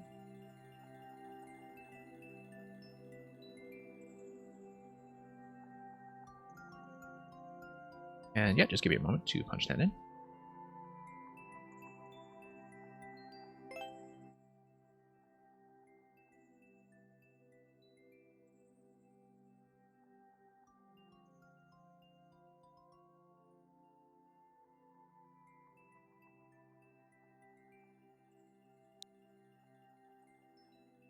Sorry, just had to take a minute there. When's the next night stream, you were asking? Hey, look at that. Speak of the devil, GDQ. Well, we'll see if I can run one of the night viewer sessions on the Friday to Saturday stream as we sometimes do. I think I might not this week, though. I think I'll probably only be running the backlog and the kind of 4YMM pre-show Maker Showcase again on Saturday, which, as you know, also does cover a lot of people who are the regulars who come on my stream. The reason being that I've already been kind of doing more streams than usual just to fit in the 4YMM levels, so I do have to kind of rejuggle the schedule a bit. So we'll see if tomorrow night in NA can actually happen. I'm not necessarily going to guarantee that. The Saturday backlog and personal list stream will probably go ahead. But I'll try to give you something a little more concrete to work with. And yeah, Squid Licker Stevens, I'm glad you enjoyed it. You stayed pretty much from the very beginning, and so I do appreciate the amount of time that you put into hanging out with us and watching this content today. And we're going to finish up the stream with 2,000 weird ways to leave. Look on every exit as being an entrance somewhere else. You know, when I look at a title like this, and when I look at how Loop and Snoop earlier had like a Pina Colada level, there probably should just be something like a Team Paul Simon tag. Or, you know, Paul Simon themed Mario Maker levels. But let's take a look at this. We have a world record of 6:13, which I think is kind of expected for the DI Program puzzle extravaganzas. every exit as an entrance somewhere else. We'll just try to keep that in mind as the clue that we're working with. And 50 ways to leave your princess? Yeah, exactly. Okay, so this is going to be based on the interaction that allows you to safely dispense a POW when it crashes against a trampoline. And that was something that I had played with in the editor for some time to try to make interesting, and I never really managed to do it. And so, having seen it in multiple Krogan levels has definitely been a real treat. I feel like I need to bomb that slot there in order to get a spawn of something flying from the pipe. So we'll blow that up, and the pipe is going to release something with wings, right? No, it's going to release a muncher, okay. I was so sure that it would give me something to stand on that would float to the right side or something. That was evidently not the case, but it will give me access to the door as it raises the blaster up to that level.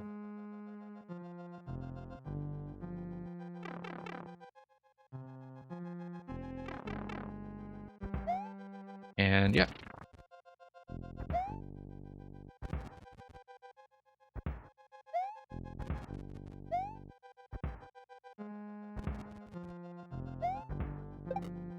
Okay, let's pop that open. Okay.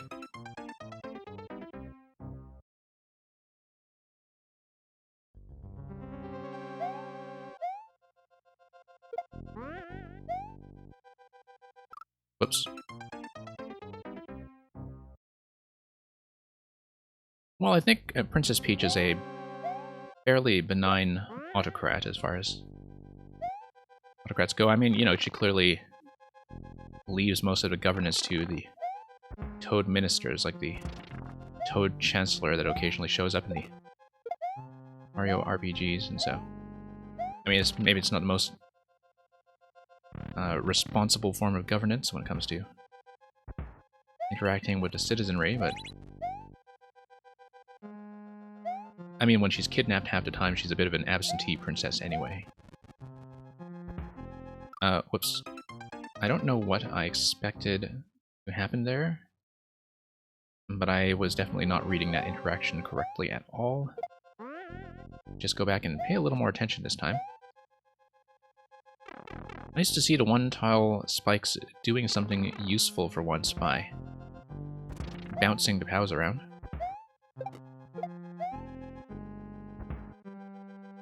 I've definitely seen some interesting ideas involving the POW and spike block bounce interaction. Some of them I can't really talk about yet because they do pertain to an unreleased level. Okay, so Skull Platform... No, Skull Platform needs to catch the blaster. When it catches the blaster, it drops the blaster on the right side. Because the blaster is something that will... It's not going to fall on track, though. Wait a minute.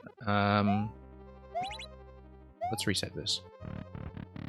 And I like that I can... Oh, no, Yes, I can. Okay. It's a reset. Alright. Let's drop it. It will wedge against the door. It may give me an invisible block to access. Oh no, I need to fall on the blaster and just enter the door from a moving platform. Okay, no, that should be obvious to me. I don't know why I missed that.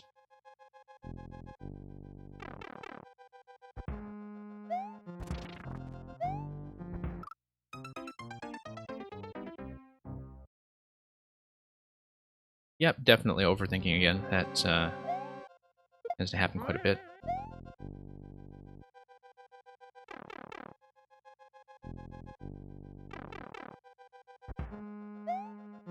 Okay.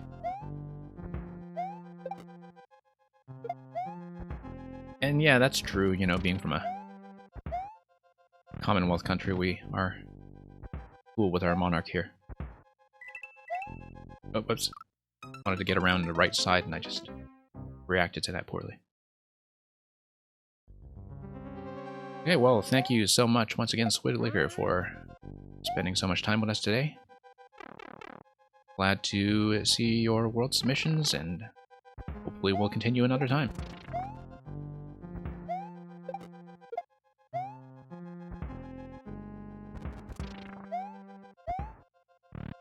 Okay. Punch is going to pop out.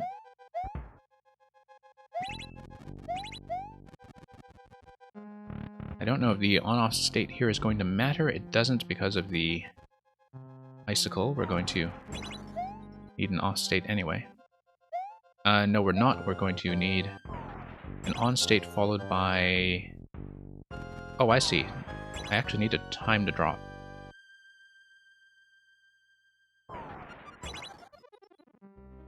It will have one drop. Have another... no. It's wrong. I just need to ride that thing, I think.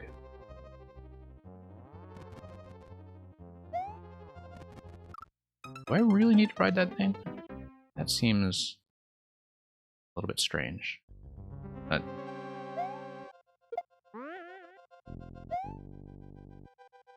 we'll see.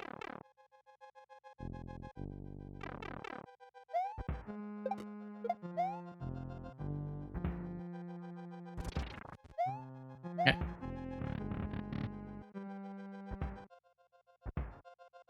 Yeah. I'll have to think about that.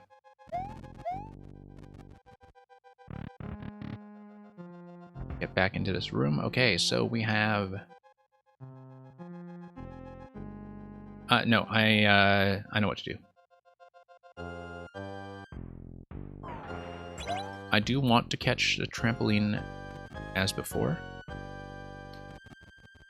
I want to ride it down with a bit of a delay for the icicle release. I know how this is working. Catching it on the lower level with good timing is a little bit tough, but I do know at this stage what I intend to do, so let's let that drop first. Okay, no, too soon. We'll just need to let that cycle around.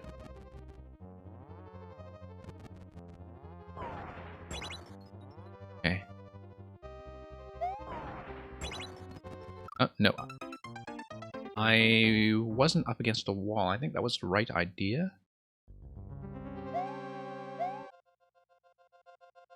My positioning was slightly off to make that happen.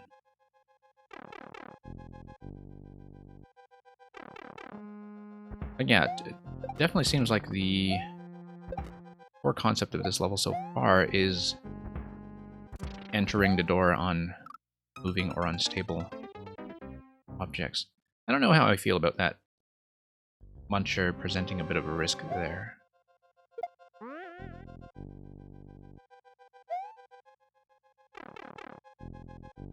Because I kind of feel like when you are jumping towards that should be a safe zone, but just blow that up and see how it goes. It was the right idea, yeah. I mean, I certainly couldn't see any other good options for it, so yeah, it is a bit of a timing challenge, but we can deal with that. Okay. Then we drop the next one. There we go. Side thwomp? Yes. Side thwomp is going to catch the stump. And it's going to align very neatly. We just need to move the thwomp yet again. And we are through. So yeah, a lot of variety to what is a very consistent central idea. That was obviously wrong. Unless we ride the cannons up above the semi-solid, which may be the case.